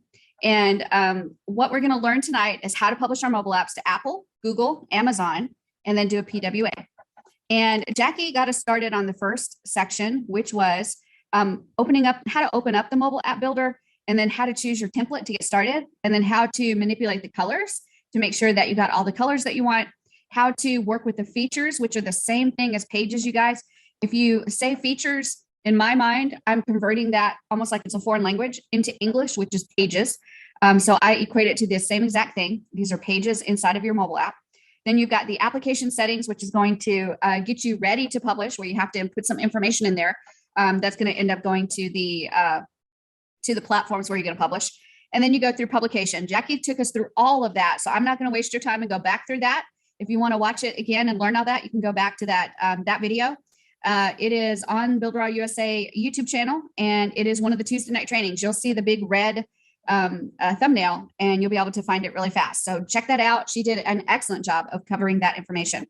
So what I'm going to show you how to do is publish to Apple, or really it's called the iTunes App Store. It used to be called iTunes. iTunes Connect is what it used to be called too, but I think it's called the Apple App Store now. We're going to jump in there and take a look. I don't even look anymore because I just know where I need to go to get things done. We're going to talk about Google Play, which is the platform where you're going to publish the Android apps. And then Amazon actually will let you publish Android apps to their platform, because when you talk about the Fire tablet, it uses and is able to operate with Android apps. So I'll show you how you can become a developer for Amazon and actually publish there. And then, I did a misspelling. Look at that. Publishing as a PWA, which is a progressive web app. And I love you guys enough that I'm just not going to let that go. We're going to fix that because I can't stand it to be wrong. So anyway, so let me tell you a little bit about each one so you understand the costs that are involved. Because honestly, this is one of the lowest cost entry level items that you can do as an agency that's going to make you lots and lots of income. So if you're going to publish to Apple, it costs $99 per year to be a developer with Apple. If you're going to do it as an agency, then whatever organization that you're publishing for, they have to have their own Apple developer account. So that's a really important consideration, because they're going to have to pay the $99 per year to be able to have their app on the Apple App Store. Okay, so you can't publish to your own account for a client. And trust me on this, I have been there, done that, and got the t-shirt. I tried to do a client's app on my account, and they smacked me down quick. In fact, threatened to shut down my account. So you have to set up an account for your client. They have to pay the $99 fee per year to be able to keep their app on the Apple App Store. That's really important to remember. Google Play, it costs $25 one time, and then you can be a developer for life. So that's a very inexpensive way to get started. Amazon, if you want to be a developer for them, it costs you $0 to get started. All you need to do is have a regular Amazon account and then apply to be a developer on Amazon, and boom, you're ready to go. And then publishing as a PWA or progressive web app, of course, that doesn't cost anything. And you just publish your link to your app anywhere on the internet. So you need some kind of hosting service or website service or something like that. But you don't even need that if you want to do it through Facebook or Twitter or TikTok or something like that. So technically, you can do PWAs without even any cost. But if you want to do it right for your business, then you'll actually have a website where they can go to access your PWA. So those are the costs that are associated with creating mobile apps and getting started. So let's talk about each one and what kind of earnings you can make. This is my Apple account, and this is just a picture of some of the apps that I've built. And we're going to look in the Potterfest app tonight. That's the one we're going to go into. It is live right now, and it is actually running. You can actually download it. You can install it. And it's one that I did actually quite a few years ago. They don't do Potterfest anymore, but this is one that I created for a client that I actually ended up putting on my account. It was free. They actually let me do it. But this is back when they were not as strict. And Potterfest was an event almost like a Renaissance fair. If you've ever been to a Renaissance fair, it was kind of like that, except for in the Potter universe, Harry Potter universe. So people got dressed up in wizarding robes and they brought their magical wands, and there was a bunch of vendors set up where you could buy those types of things. And they had all kinds of events going on at Potterfest. So Potterfest was an app that I created. And if you'll notice right here, impressions, that means how many people have seen that app. About 1 million people have looked at that on the App Store. So that little bitty event that was like, I don't know, 3 or 4 years long. I don't know how many years they did it. I can't remember. But about 1 million people have looked at that app.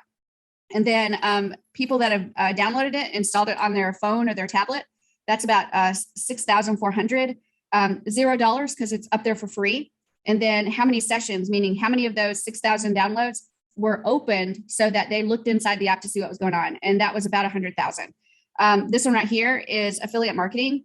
And this is just a PLR, a private label rights product that I put into an app and then published it on Apple. It's my app, my product that I have reseller rights to. And this particular one has 84,000 impressions. It has 8,700 downloads.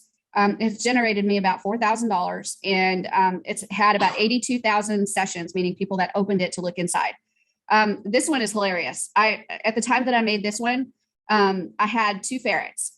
And one of the things that was really a challenge was finding information about ferrets and how to take care of them. So I decided, sounds like we need to put an app together to teach people how to take care of their ferrets. So I built a ferret pet care app. And you can see that it's had 74,000 impressions, or it's been looked at. It's been seen on the App Store 74,000 times. It's been installed almost 6,000 times. You can see the money that it generated, because I think I sold it for like 99 cents, maybe. I can't remember what the price is. The affiliate marketing master plan, I think that sold for $1.99. So that'll tell you what kind of money that is making. And then right here, the sessions. So this one has 5,900 installs and about 23,000 sessions. So what that tells me is they're not opening the iFerret app up much once they download it. And then the other thing right here is this one is crashes. So this tells me if there's any issues with the app and it closes by itself without being closed by the user. And so one time this crashed. The Affiliate Cash Secrets is another PLR product. And it's had 30,000 impressions, 10,000 installs. It's made about $5,000, and it's had about 21,000 impressions. And this is a range of dates, you guys, from January 2020 to January of now. So this is a couple of years. So it's not like I did this in 1 month. When I do this is a long haul type thing where I put it up and then I just forget it and just let it do its magic. And then I just check on things every now and again to make sure that they're all okay. Flipping websites and books and videos. This one is another PLR product, 21,000 impressions, a little over 7,000 installs, $3,500 and 37,000 sessions. So that's how many times it's been opened. And then the Mid-South Renaissance Fair. So the Potterfest is like a Renaissance Fair, and then Mid-South Renaissance Fair is a Renaissance Fair. And it's kind of the same thing as what Potterfest is. It's an event that went on for a couple of years. I don't remember how many years, 3 or 4 or 5. But they had the app to be able to help people know where everything was at, what events were going on. It had all the vendors in it. So after the Renaissance Fair, users could go in and actually check the different vendors and go to those vendors' websites to be able to buy from them after the Renaissance Fair. And this one, I honestly can't remember how many years it ran. It's not, I don't think it's active right now, but it has 13,000 impressions, a little over 3,000 installs. It's $0 because it was a free app. I didn't put it up there for any money. And then sessions, 8,000. So you can see on average that every person that downloaded it, they opened it about 2.5 times. So that's kind of how you can tell what's going on. Also with this flipping websites, if you look over here, it's got 2 crashes. This is something I watch because if it crashes, that means there's something wrong with the code. And I have to re-upload my files again because there's a problem.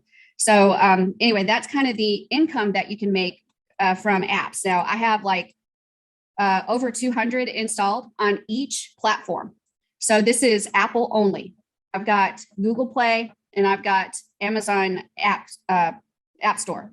So you can imagine if I have 200 on every single store and I'm generating just a little bit of money per month from each app, it really adds up. So that's why, to me, this is a really good money-making opportunity, because you can first build them for yourself and get good at it. And then second, start building for other people and publish for them as well. So do you guys have any questions about that so far? Greg, go ahead. I have a technical question about publishing for Apple. Obviously, they figured out a way to how to get $100 out of each client instead. Yeah, they did. I got in early, so I was able to publish on my own account for several of my clients before they restricted it. But now you have to have a separate account for each client. Mine was the same way when I first started it. Mm-hmm. Question though, if you're doing it for a client and they don't have an Apple computer, how can they have an Apple account to be able to? I'm gonna show you how. If you're the one that's building the app, you're gonna be in as their admin, and I'm gonna show you how you can do it whether you have an Apple computer or not. As the admin, so I could use my own Apple computer as the admin. They wouldn't. You can. Okay, You all right. can. That's what I was trying to figure out, because I've got both Apple and PC here for obvious reasons. I do not have a Mac computer. Oh, okay. So I'm going to show you how I actually upload using Xcode without having an Apple computer. Okay. Okay. Thank you. I've got Billy and Jeff that are attendees, and I just want to let you know that I am trying to upgrade you to panelist so you can be on the screen if you want to. So all you have to do is click accept, I think, and you can come on the screen if you want to, or you can stay attendees. It's okay, whichever makes you happy. Whatever floats your boat and melts your butter. That's the way we operate in Builderall. Also, let me upgrade Jean, and I'm going to upgrade Jean and Jackie, I think. So make co-host and Jackie. All right, so I think I might have 2 co-hosts now. So if you guys would like to help, you absolutely can. And let's go ahead and jump in to learn a little bit more about publishing. Do you have your magic wand, Jean, to magic wand them in? Is that what that was? Oh, it's a balloon. Okay. It's all right. New Year's here. We got balloons all over the place. I'm so jealous. I love balloons and I don't have any. All right, let me share my screen with you and we'll keep going. So that will give you an idea of the money you can make. So just think about this. If you add this up, these are not my better performers, actually. These are not my better performers because I have a hypnosis one that does really, really well. I have a 99 ways to stop bedwetting that does really well. There's a lot of them that do better than these. So just imagine 200 of these, what kind of earnings you can have over a year with just little bits of sales in each one. So that's just to give you an idea, okay? Just give you an idea. All right, next one. See if I can get there. So what we're going to do is talk about, I think I went backwards. Here we go. So we're going to talk about publishing to Apple. We're going to talk about publishing to Google Play, Amazon, and PWA. And I have actually done something for you that I hope is very, very helpful. And I'm going to see if I can jump in there and get to it. I may have to cancel there we go. So if you go to the Builderall knowledge base, so I'm going to go to this icon here in the Builderall dashboard, and I'm going to click and go to the knowledge base. So I'm going to click right there. And boom, there I am in the knowledge base. And if I type in the word Apple, we've got an article that says publish your mobile app to the Apple App Store for iOS. So if you click on that, it is literally step-by-step what I'm going to show you tonight. So we're going to follow these steps and actually talk about what you have to do. So if you want to go to that website and follow me, you can absolutely do that. If you just want to relax and listen, you can do that too. So the first thing that you need to do is actually download your files like Jackie has showed you how to do. You need those first.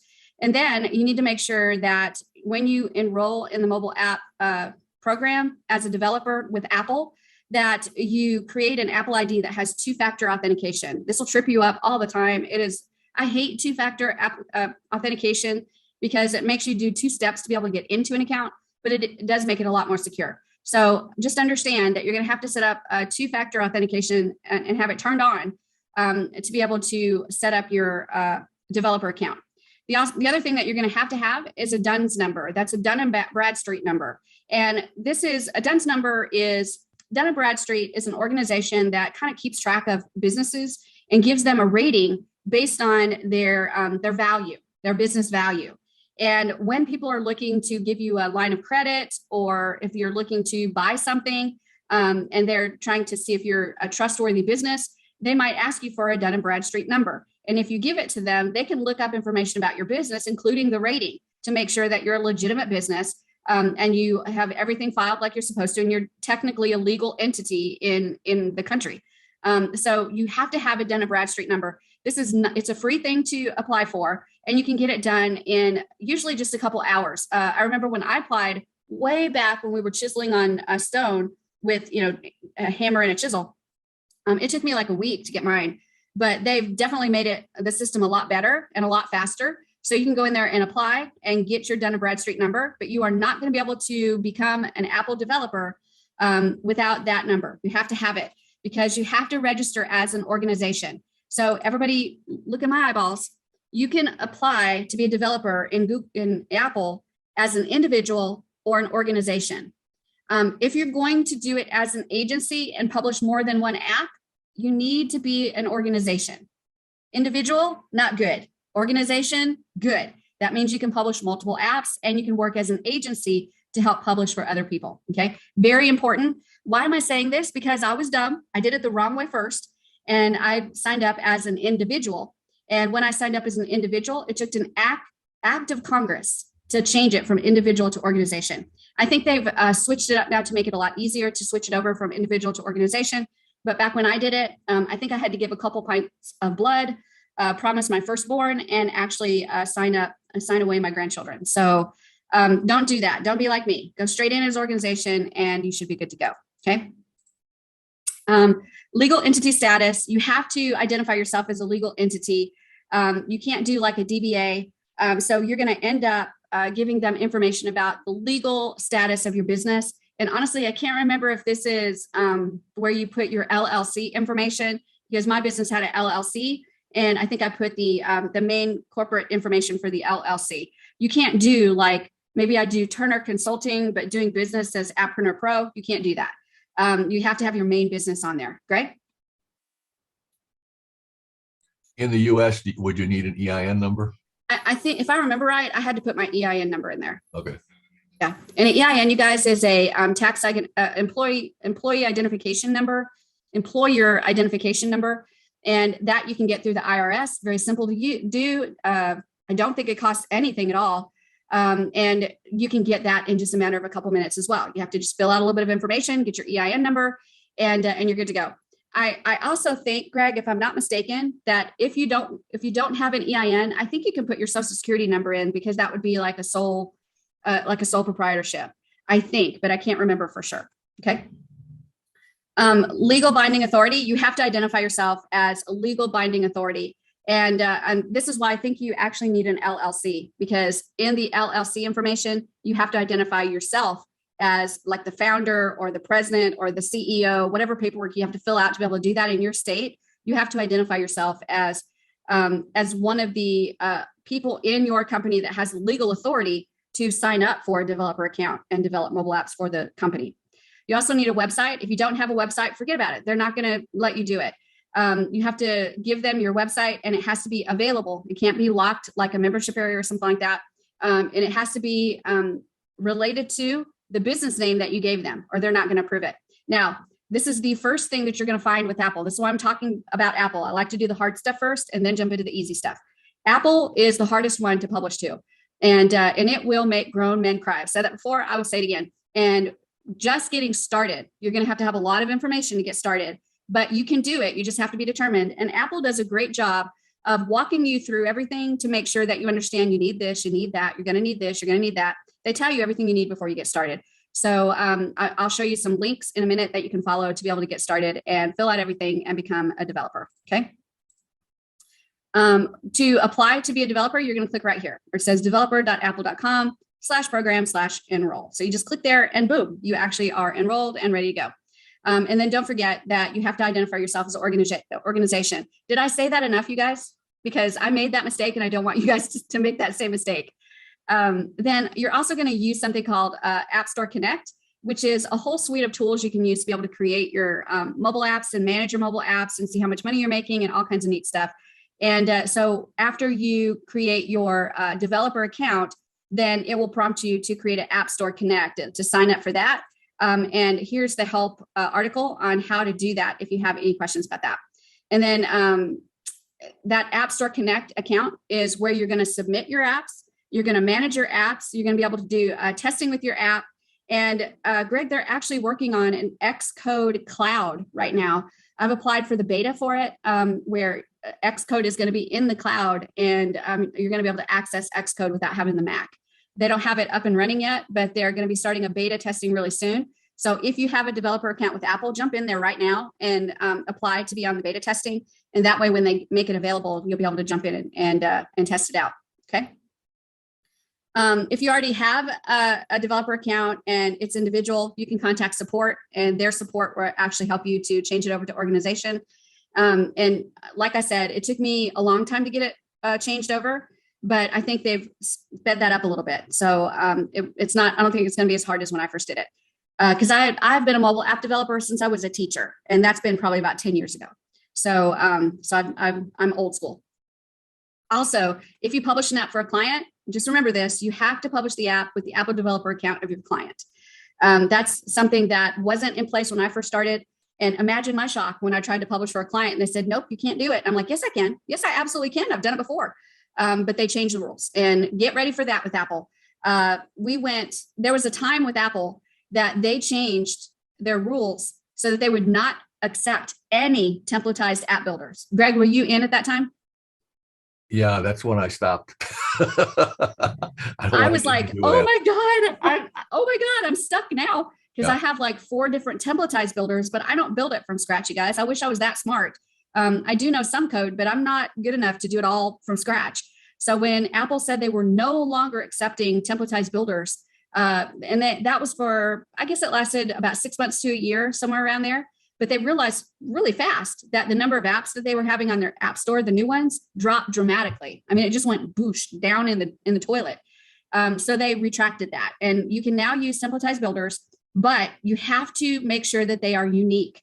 So what that means is you have to take those templates that are inside of the app builder and change the images, change everything you can think of about them. Do not make them like the original template, like you pull in from the default. Change things up, make them unique, make them very individual, or else they will not approve you. I can guarantee you that if you take a template and don't change the image and don't kind of change some coloring around, you're not going to get approved. That's a guarantee. Okay. Greg is like, And I think they take off from like Thanksgiving to January 5th. They do. They just won't do anything during that time.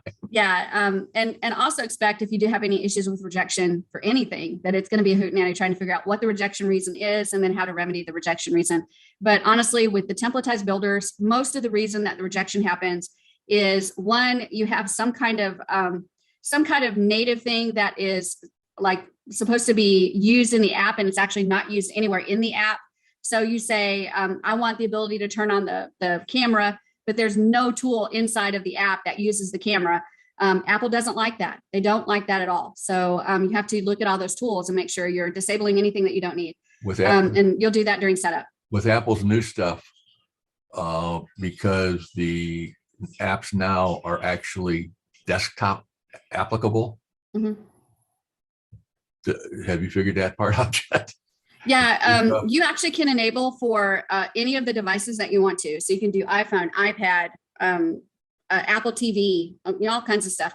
So as you're going through the setup, you just check mark the specific devices that you want the app to work for. And you can uncheck all of the other ones and keep it only for your phone, or you can do for phone and iPad. I've got one app that I use for somebody else, and they had to remake it a bunch of times because it was primarily a cell phone app, but because of Apple's new iOS that allowed the apps to be used on tablets and desktops, they had to make the app available for those units too. I haven't run into that issue. That was just in the last 2 months. Oh, okay. And I haven't published a new one in very recently at all. So okay. Yeah, so their new iOS created that issue because now, I guess with the new computers, you can actually take an app from a phone and bring it on your desktop. So everybody that makes apps has to either make it back, so that it works And on there. that may be why all of my apps now are showing like no earnings, because I have to go in and configure that. Yeah, and that's probably it, because that's just been in the last 2 months. That's probably it then. That's a full-time job to keep up with Apple's changes. It is. That's the other thing I was going to tell you is you have to log in there, and I'm not good at this with Apple. I'm good at letting it ride. That's what I'm good at, is creating it and then letting it ride. This babysitting Apple just gets on my nerves, and they will change terms. They will shut off your app. They will do all kinds of stuff that if you don't check, you'll see when I log in a few minutes, there's like 5 notifications for me that I have to figure out what are they and what do I need to do. And there are things like you need to do your taxes. There's been a change in the taxes, fill this information out. Or like, I think there's one right now about like Canada and a change to the terms for earnings in Canada. And you have to fill out information or else they're going to charge you 25% as a fee rather than 1% or 2% or whatever it is. So I have to go through and figure all that out, and you'll get those all the time. And you just have to wade through them because they're a pain in the patootie. That's all I can say about them is they're a pain in the patootie. But that's just a part of publishing to Apple. If you're working as an agency and you're publishing for a client, guess what you have to do? You have to navigate Apple, and it is not fun. And one of the things that I did with my clients is I always told them I can build an app and have it ready in usually about 2 weeks, a good functioning, ready to go app in 2 weeks. But never, ever, ever did I say that the app was going to be ready in 2 weeks. Never. I always said that we could have it published to all 3 platforms within about 6 to 8 weeks. And then I cautioned them. I said, it's more likely 8 weeks. And then I tell them the stinker is definitely Apple. And that gives me cushion to be able to mess around with Apple a little bit in case I get rejected and have to figure out why I got rejected and work through that rejection to get it approved and updated. And then the other thing you have to consider is exactly what Greg said. During December, all of these, just mark out December completely, because December is the worst month to get anything out of Apple. They'll reject you and you won't hear from them forever. And trying to get any kind of support to find out what's going on and get some help. December is the worst month to do that. I think they take the whole month off. So just understand that if you're working with a client, you need to make sure that they understand that. Greg? Could you define client? Because for my line of thinking, if you're going to deal with Apple, like what the apps that you make that you put up there where you're hoping somebody will download it and buy it, I understand that. Mm-hmm. But if I'm dealing with a restaurant, okay. That's a client. They're going to need their own account. Well, here's my thinking. Don't even use Apple or Android. Use the web app. Mm-hmm. And have them QR codes all over, do it on all their advertising, and let their customers download the app, because I don't think 95% of their customers will actually go to the App Store to download the app. I think it has to be more proactive. Yeah, I've done it both ways. And I've published all the headaches. Yeah, it did. I published all the platforms, and Apple was always the stinker. It was always the one where I had to go to the customer and say to the client and say, Google Play's up, Amazon's up, but waiting on Apple. And I don't even know what to tell you, except that has happened 100% of the time. Yeah, 100% of the time. I think that the web app makes the client more conscious of his app, gets his employees to push it out, gets his customers to actively download it. Whereas if you tell them go to the App Store and download it, by the time they get home, they're not going to do that. Yeah, I think it's honestly, it's 6 of one, half a dozen of the other for installation. Okay. Because all you have to do is have that QR code, right? And whether and when I advertise, when I'm creating the apps for the client, and I'm giving them the information for them to use on their posters or on their little table tents or whatever it is, they get 2 QR codes, and it says iPhone and it says Android, so that the person knows they have an iPhone, they scan the iPhone one, and they can install it right there. Right. Yeah. So that's, if you have the PWA, it's really no different. They're going to install it from one of those 3 places. Right. The thing about the PWA through the Builderall builder is that there is not a way for them. There's not a pop-up that appears that says install this on the home screen. So you have to do instructions on how to install it into their phone, into their mobile device, so that it's permanently there. They don't have to keep scanning and keep opening and keep working in it. And that's the one thing that if you go to the Apple Store or the Google Play Store or Amazon, they're literally downloading it and it's there. It's on there. If they scroll through, they'll find it. Yeah, but a PWA, they have to either know how to install it, and it's actually very easy, but most people don't know how to do it. So you have to give them instructions. And then, the 99-year-old lady that is barely operating her phone probably can't install it. But they can install the Apple app or the Google Play app. You see what I'm saying? Yeah, so, no, I agree with you. Just for my money anyway, to avoid Apple. Yeah, I will tell you that I go to great lengths to avoid Apple. Every time you do an upgrade, you got to get another approval, and it's Yep. And yeah, it's a pain in the butt. But so there's pros and cons for each way to do it. No doubt about it. Okay. Let's continue talking about how to publish. So right here, once your app builder is created and you get those files and you're ready to publish, then you're going to start opening up the App Store Connect, and you're going to actually start to publish. So this is where the fun starts. You're going to go into the My Apps area, and I'm going to take you into Potterfest. We're going to take a look at Potterfest. So give me just a second to open that up. Let's see, I think that's right here. Yeah, so let me share my screen with you. I wanted to make sure I was on the right screen. So I'm in the App Store Connect. So this is where I'm actually in the App Store. You can see several, these are older ones that are definitely, they're old. These are way old. And Potterfest is active right now. Remember what I said, Greg, about them being inactive? I think that's one of the issues I have to do, is go in and look at those new terms. But anyway, let's go into Potterfest. I'm not sure why Potterfest is still active. But anyway, this is App Store Connect. And you'll see this once you sign up for an entire Apple Store account as a developer and then set up your App Store Connect account. This is where you'll go in to create your apps. So from right here, where I was before, this is my apps. If I want to add a new one, I just click the plus button. That's all I got to do is click the plus button. But we're going to go in and look at all the different things that you have to do when you get these apps set up. So right here on the information, I've got the general information for the app. So this is where I'm going to add some images, and these are just screenshots. And I'm going to tell you how hard these are to do. Let me tell you how hard these are to do. You open up your phone, and on iPhone, I hit the volume and the power button together and take a screenshot. That's exactly how I do my screenshots. And I take a couple of different screenshots and I upload them into the thing. So it's really easy to do. And I think the minimum that you have to have is 3. So I did the minimum on this of 3, just like that. And then I uploaded them. You can put promotional text in there. I put keywords. So I did a search on Google Keyword Planner, put Harry Potter in there, and it came up with a lot of different things. So I actually put those in there. And then I did a description, and the description is great for being able to find the app. So you want to put those keywords in there. And then the marketing URL is optional. And then the support URL, I put that in there. That was their Facebook event. And then this was not for Apple Watch, so I didn't put anything in there. The build looks like I had 3 different versions that I ended up having to do. So it was apparently 3 years. And then you do an App Store icon. Now these you can do inside of Canva, or you can do, hold on, let me think of the name of I'll think of it in a minute. But there's a little program I use that I do this really fast on for the little icons. And this is the icon that's going to appear in the App Store. And then a similar one's going to appear on your phone.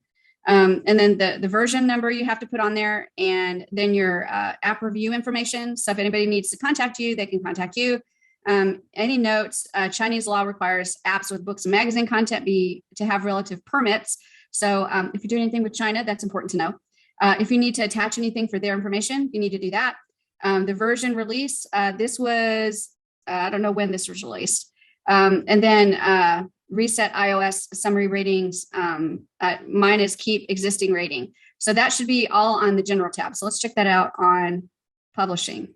So right here, new app, iOS, name, primary language.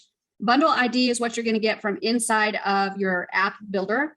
So let's take a look at the app builder really quick. I'm going to go to the mobile app builder and I'll show you where you can get that. App builder. We'll just jump into one that exists already. Let me see one that I published maybe. Okay. I don't think the published one is in this account. We'll just go with this one. All right, so application, I think is where it's at. Application ID. Ooh, I think it's in publication. All right, the bundle ID. So under publication, right there is your bundle ID. That's going to be really important because that connects Apple to this templatized app builder. So if you make any minor changes, it will get the changes. You won't have to download the files again and then upload the files. If you have major changes, like you add pages or you add some more features or something like that, you're going to have to download the files and re-upload them and get them approved again. But if you're just changing a little bit of text on a page or something, then it should be fine. But that bundle ID is actually very, very important. Next thing we'll look at is, let me go back to the steps. User access, we give them full access. And then the bundle ID is the unique identifier, and you know where that is located. There's also a screen to decide what versions you want on there. So it will actually show you what, oh, sorry, I think that's wrong. Preview for submission, add screenshots. So this is the screenshots. So for iPhone, all I do, you guys, is take 3 screenshots and then put it in all the iPhone devices. And then sometimes I open it on iPad if I want to make it available for iPad, and I'll actually take screenshots on my iPad as well and put it in there. Sometimes I don't. Here's some information on the sizes that you need for the images. That's really important because the sizes need to be right there, or Apple will say, nope, sorry. If you have an image that's 1241 by 2688, it won't take it. It's very, very picky. It won't resize it for you, or at least it wouldn't for me back when I was publishing heavily. I don't think it still does. And then you want to make sure to enter your promotional text, which is the text information about your app, some keywords, the support URL. You have to have that. The marketing URL, that can be the website for your website agency. It can be the website for that particular app. It doesn't matter. And then a description of the app. And for this one, the description, you have 4,000 characters available. And you want to try to use all of those characters because this is going to influence people finding your app. So you want to do your keywords, and then you want to do the description with those keywords in the description, and that will help your app get found. Let's see. Click plus to build. So right here, you'll hit the build area and you'll click the select blue button. And that's going to allow you to choose the files that you downloaded from the app builder and bring those up to Apple. And it's only available after you've compiled the app using Xcode.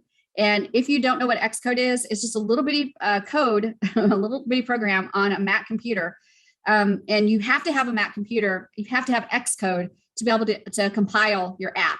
So what happens if you don't have a Mac?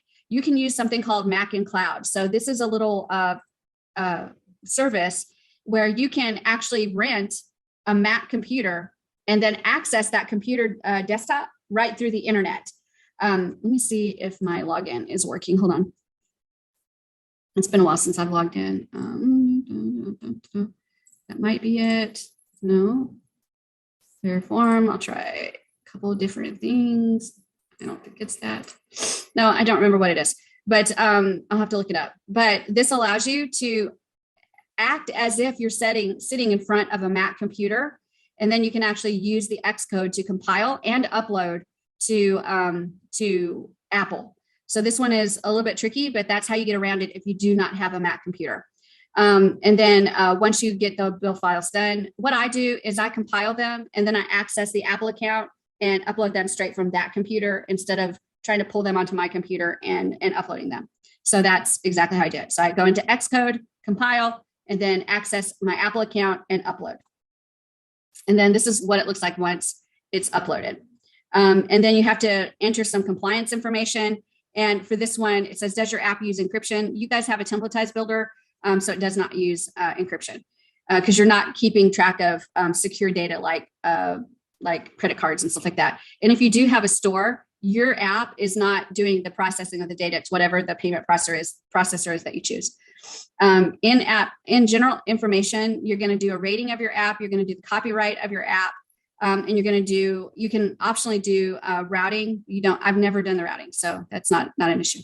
In-app review information, this is where you're going to enter your contact information. So if somebody has any issues with the app, they can actually contact you.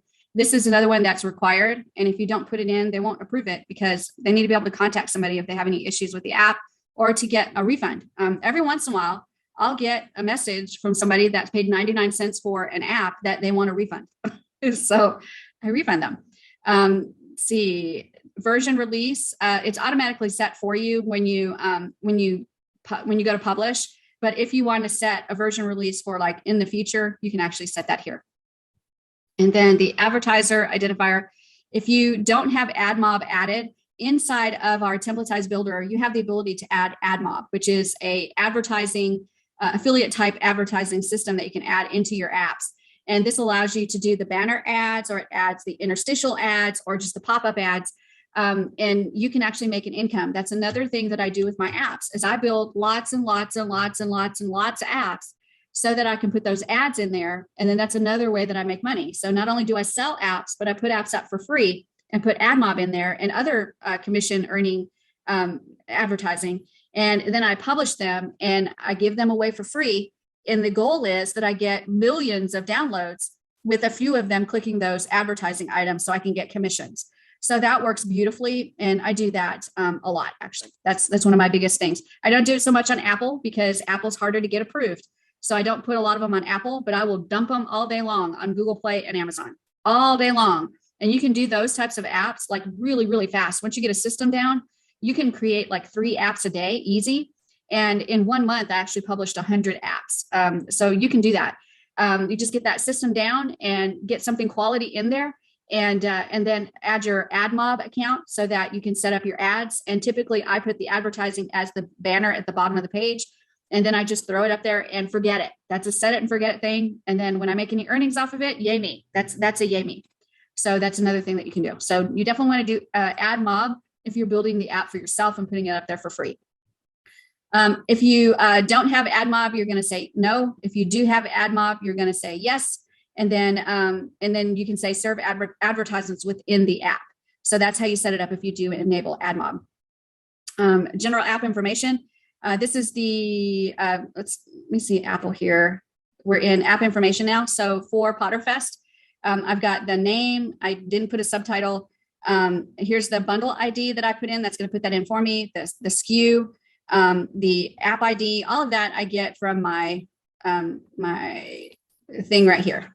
All of that I get from right here. Okay. And then let's see. Let me go back to, here we go. And then in general, select the category of your app. You need to identify this correctly or they will not approve it. They do not like you picking the wrong category. That's another reason they will reject you. Content rights. When you build this app, if you have any third-party content, you have to have the rights to that content. And let me tell you that Potterfest, I got rejected for that one. And it was because I used an image, one image in the whole stinking app, one image that that was from a Disney website. And that image was copyrighted to Disney, and they rejected the entire app for that image. So I had to go back to the client and have them, they gave me the image, but I had to go back to the client and have them give me a different image because of the copyright issue. So that's another issue you'll deal with clients if you're building for them, is getting images that have the copyrights, and Apple will reject you. I don't even know how they know, you guys. I don't even know how they knew. It was an obscure picture, but they knew and they rejected it. And then you're going to do the pricing and availability. And on that tab, let's see, pricing and availability, this is where you're going to decide where the app is available, what countries and all that kind of stuff, but also what price you want to put on it. And the other thing is you can offer your app like for free. You can offer it for $1.99 in Europe, but 99 cents in the US. There's a lot of different ways that you can do it. So when you do pricing and availability, you can actually set up a bunch of different things. Let me see if it doesn't have it listed here. I don't know why it doesn't. Let's see. Oh, I just put all countries. So for me, it was US dollars 0 because I wasn't charging for this one. They paid me on the front end to build it. And then I made it available in all countries. So that one was real easy to do. Pricing schedule, again, you can set this for different prices for different countries, different languages, all kinds of stuff. You can also do pre-order. So if you want to try to sell an app before you actually drop it as ready to download, you can do that. I have never done that yet. Maybe I need to do that.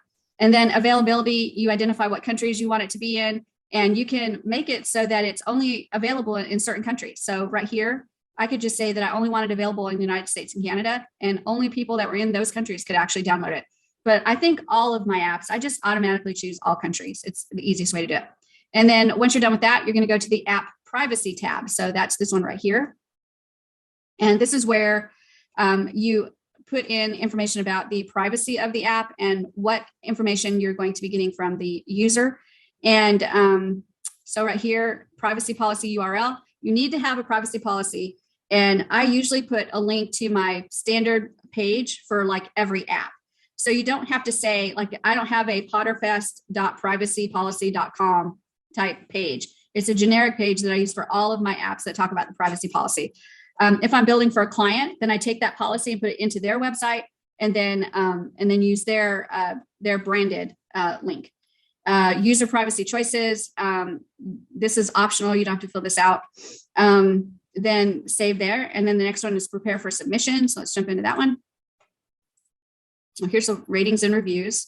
Let's see if this one's got any ratings and reviews. Nope, no reviews. Version history, in-app, and app store promotions. If you're going to sell anything in-app, you need to do this information, but I don't think with the templatized builders you can actually do that. And then the last step is when you're all done, it will actually show that it's ready. This will turn this blue color and it will say submit for review. You won't see that until everything is done and ready. And when you see that it turns blue and it says submit, that means it has everything it needs and now you're ready to submit. And you click that and then the fun begins, because then you wait and you wait and you wait. And it is the most nerve-wracking thing. I think childbirth is not as nerve-wracking as waiting on Apple to approve your app. It will make you really nervous. And then when it comes back, honestly, do not be surprised if they reject it, because there's just so many different things. Apple is the most strict on approving their apps. So just understand that they're going to reject you. That's just the way it is. And you'll figure out what the problem is and you'll be able to figure it out. And it's really never about the templatized builder. It's not mistakes in the templatized builder. It's not unique enough. With the Potterfest, I got rejected several times. One of them was because I had a copyrighted image and I needed to change that image. And I was dumbfounded how they even figured that out. So just get ready. Rejection is just a real thing in Apple, and you'll figure it out, because obviously if I can figure it out, you can figure it out. It just takes a little bit of time and you really have to dig in. So that's really all there is about Apple. Do you guys have any questions about Apple? I know that was a quick run through, and honestly, you just won't know until you go through and experience Apple. Greg? Yeah, just one quick question. With all the changes, and this probably applies for all of the different platforms, who's binding the store at our app builder to make sure that it is compliant with all the changes that? It's a third-party templatized builder, so they're managing it. Okay. Builderall just white labeled it. Okay. That's all they've done. So they manage it and they make sure it's compliant, and they're actually pretty well on the ball. They really are pretty well on the ball. Okay, cool, thanks. Because Apple does a pretty good job of pre-releasing stuff that they're going to do and giving out developer code to be able to accommodate. So really the only thing that I remember being shocked by Apple was when they cut off the templatized builders. There was like no warning. They just said, we're no longer taking these. And it really stunned the whole community, because we all were really shocked. But again, they reversed that in about maybe 6 months to a year, because their app submission dropped so dramatically. So in the 10-ish years that I've been a developer, that was the only real surprise that I had from Apple. All the rest, they warn you ahead of time. Any other questions or comments, you guys? Anybody's head spinning yet? That was the hard one. Now we're going to jump into the easy one. Google Play and Amazon are almost the same. So I'm going to jump into the Amazon one, and I'm going to show you how we can submit an Amazon app. And you're going to see that it's almost exactly the same as Google. But if you have any questions, I have step-by-step for Google as well. So if you go into the knowledge base, whatever this is called, I can't even think of the name of it. But if you go up here and type in Google, and there it is, publish your mobile app to Google Play for Android. So if you click on that, that is step-by-step how to do Google Play. And it is screenshot, step-by-step, everything that you need to be able to make sure that you are published and ready to go. So then the next thing that I want to do is actually take you into Amazon. And for that one, I do not have a step-by-step yet. So I'm just going to take you through there so you can see me submit something to Amazon. So I'm going to go into the Amazon store, and this is my Amazon developer account. And all you do is go to developer.amazon.com. You log in using your Amazon account, just like you normally do. It doesn't cost you anything. You register as an Amazon developer and boom, you're ready to go. You can start developing apps. And so you're going to go into this area that says My Apps right here. And let me log in again. And this actually, if you have apps, it shows you your apps that you already have. And I have 160 on Amazon alone. And then when you're ready, you just click right here where it says Add New App, and you can start adding a new app and getting everything set up and ready to go. So I'm going to jump into Potterfest because that one's actually on here too. I actually published to all platforms on this one. So there's Potterfest, and it is live on Amazon.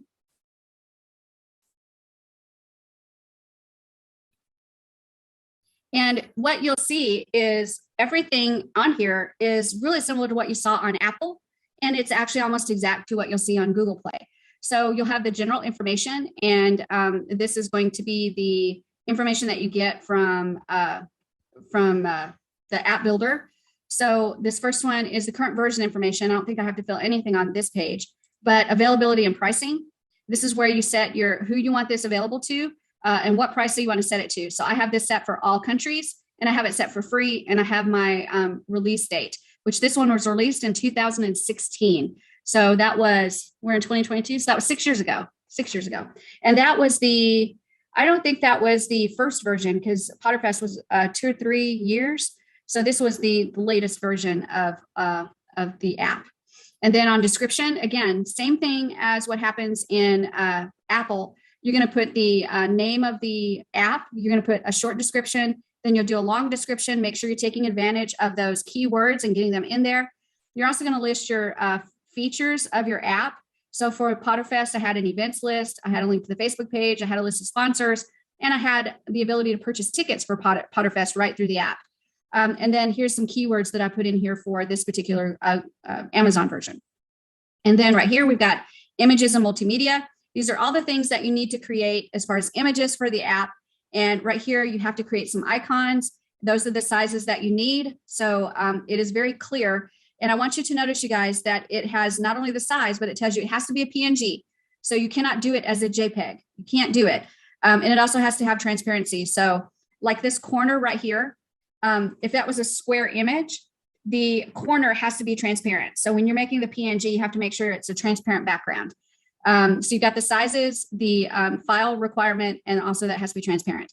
And then on the screenshots, very similar to what you do with Apple and Google Play. And again, all I did, you guys, was take my phone and screenshot it, and then save those and put those up as the screenshots, and just save them as the specific size I needed. And let me see if I can click on these so you can see some of the shots that I did, right?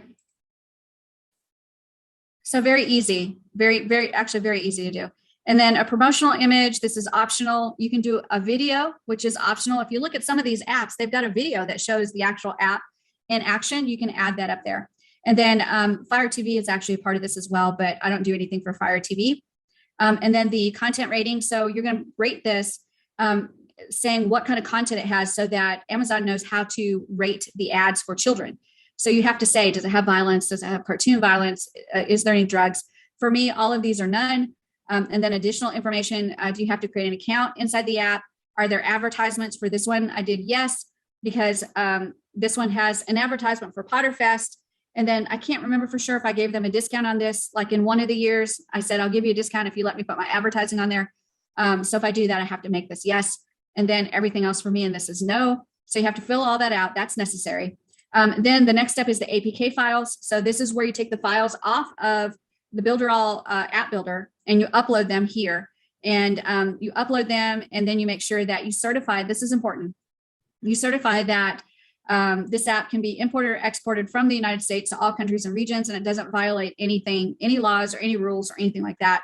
And then Amazon devices don't support Google Maps API, but the Amazon Maps API provides interface. So make sure that you check mark that you understand that, and then accept it. And then once you've done that, you'll get the button that says submit app like this. And then you can go and click submit app, and then you wait. Amazon typically takes 1 to 2 days, if not quicker. They're really, really fast. And I put up some crappity crap apps, and they've approved them. One of them didn't even have any content in it. That was the one I was going to show you, but I can't remember what it was. But it was one I was doing during a training.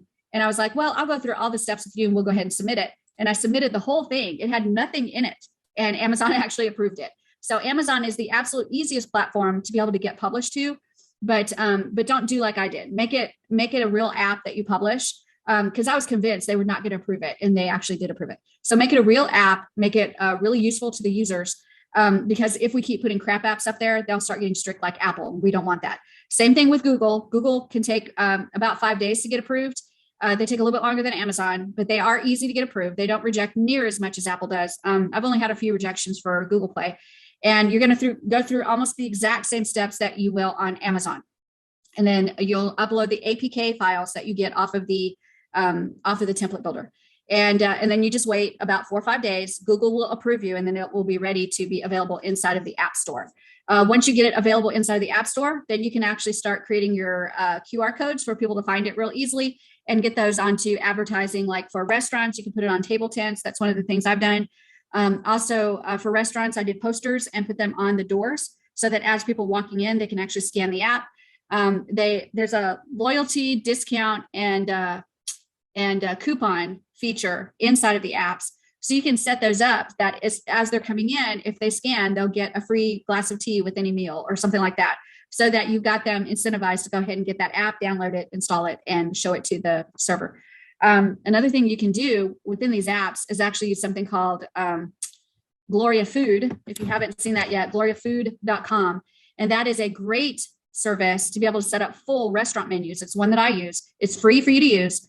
And you can set up complete menus and put them inside your app using just a button and a link. And it will open up the menu, and they can actually order right through the menu. And the store will get it, and they will fill the order, and you can pay for it when you pick it up, or you can actually set it up so that they can pay for it through the app. Greg? Yeah, so when you make the menu in the desktop version for a restaurant, it is responsive? Yeah, it's absolutely responsive. Oh, cool. When you do it in Gloria Food, it's just a button that you install. I've done one, Yeah. but I didn't know it was responsive. It absolutely is. So it can go inside of a mobile app, or you can put it on a website for desktop. Test that. Thank you. Yeah, it is very, very valuable. That's probably the best tip I've ever given for anybody that could build apps, because that alone is worth a lot of money, because it doesn't cost you anything to use it, and unless you implement certain services like being able to pay through the app. Or being able to set up table reservations. There's a few things that you have to pay for. But if you set it up so that all they got to do is order and then pay for it when they pick it up, it's a completely free service, and it is absolutely beautiful, the menus that you can make. Really, really nice menus. Yeah, I don't know what's going on in the rest of the country, but here in the Detroit area, they've been advertising, because Domino's bought $100,000 worth of gift cards for other restaurants, because the delivery services that people have been using have been eating all of the profits for the restaurants. So they don't like the delivery services. So to be able to pay and pick up at the store is a big selling point right now. Exactly. Plus, you've got all the COVID restrictions now, that there's just so many people that are picking up. They're not going in dining because, number one, they may not be able to be, or number two, they don't have the vaccination card to show, but they can pick up. So restaurants are needing and wanting companies to be able to build these apps for them, so people can order through the app and then be able to pick up and pay. So this is a very lucrative business right now. And honestly, if I wasn't so busy with Builderall, that would be something I would have been doing the whole time with the COVID pandemic, is setting up restaurants with being able to order through their app. No doubt about it. There would have been a whole lot of money in that. No kidding. All right. So we went through Apple. And we kind of did Google and Amazon together, because they're really, really close to the same thing. It's the same exact files, the APK files that you'll upload. So the next thing is talking about the PWA. So how do you do that? So that's actually really simple.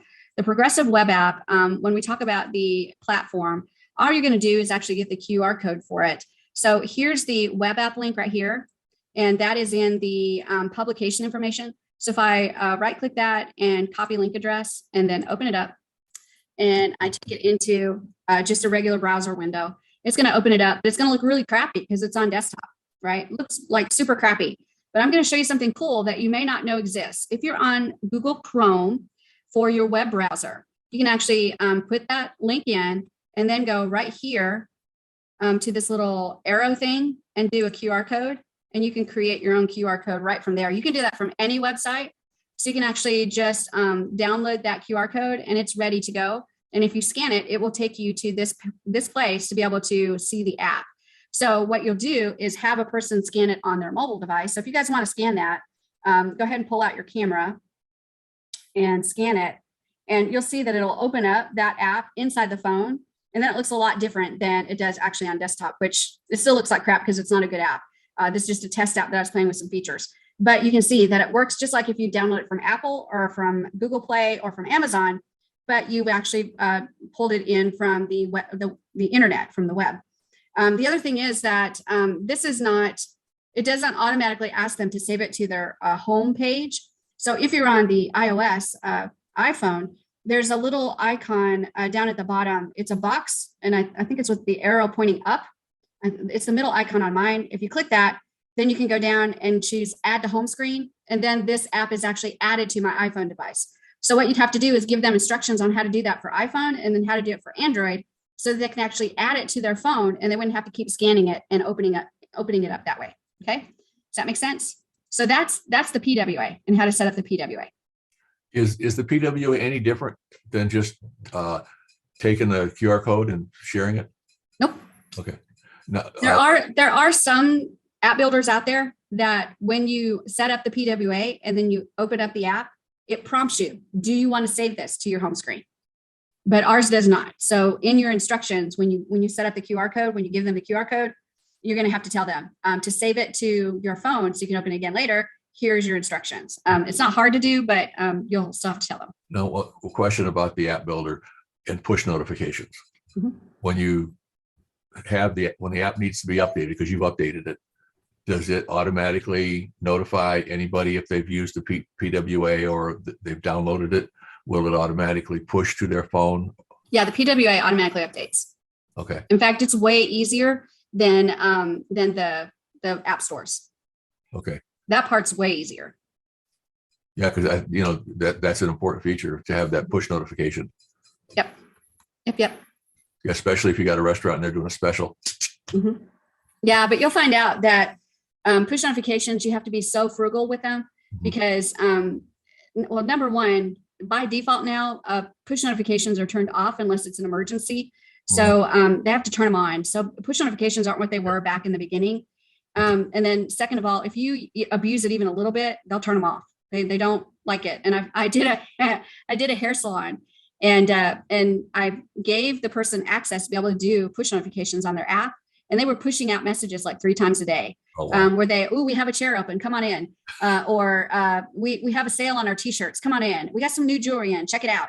And I didn't realize that they were doing that. And I tried to warn them that, you had to be really frugal with push notifications. And this is back when push notifications were default on. So by default, everybody that installed that app was getting push notifications and nobody knew how to turn them off. So they were getting like 3 messages a day that were like automatically pinging their phone. They were mad as wet hens. So I learned my lesson and I do not give access to anyone anymore for push notifications. If I have a client that wants push notifications, that's part of the fee that they pay is we have it set up. They can have this many push notifications in a month and they have to give those push notifications to me ahead of time and I will set them up and it costs a pretty penny, but they no longer they will never get access to push notifications. That's something I learned. Again, I did it the wrong way. I always do it wrong before I do it right. All right.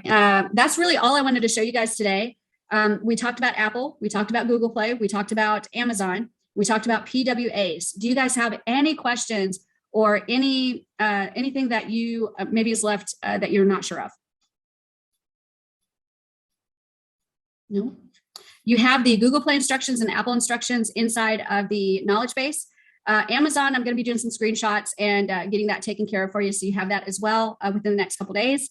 And that will put you all 3 platforms. And then I'll probably do some screenshots to show you how to set up a PWA, but it is like super duper simple. But definitely check back with the knowledge base and follow those instructions to the letter, because if you don't set it up right on the front end, it creates a problem on the back end trying to fix what you didn't set up right. And again, how do I know this? I did it all wrong before I did it right. Right. Anything else, you guys?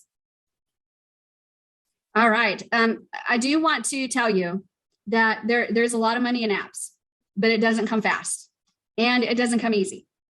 You've heard Greg and me talk back and forth specifically about Apple, but there's other issues that happen with mobile apps when you're dealing with clients, especially. If you've built a website for a client, then you can kind of understand some of the things you're going to run into with a mobile app. They don't know what they want in the mobile app. Then they decide finally the pages they want, but then you don't get the images that you need, or you don't get the information that you need to put the content in. Or they want to do a coupon. Okay, so what's the coupon? Getting that information is difficult to get sometimes.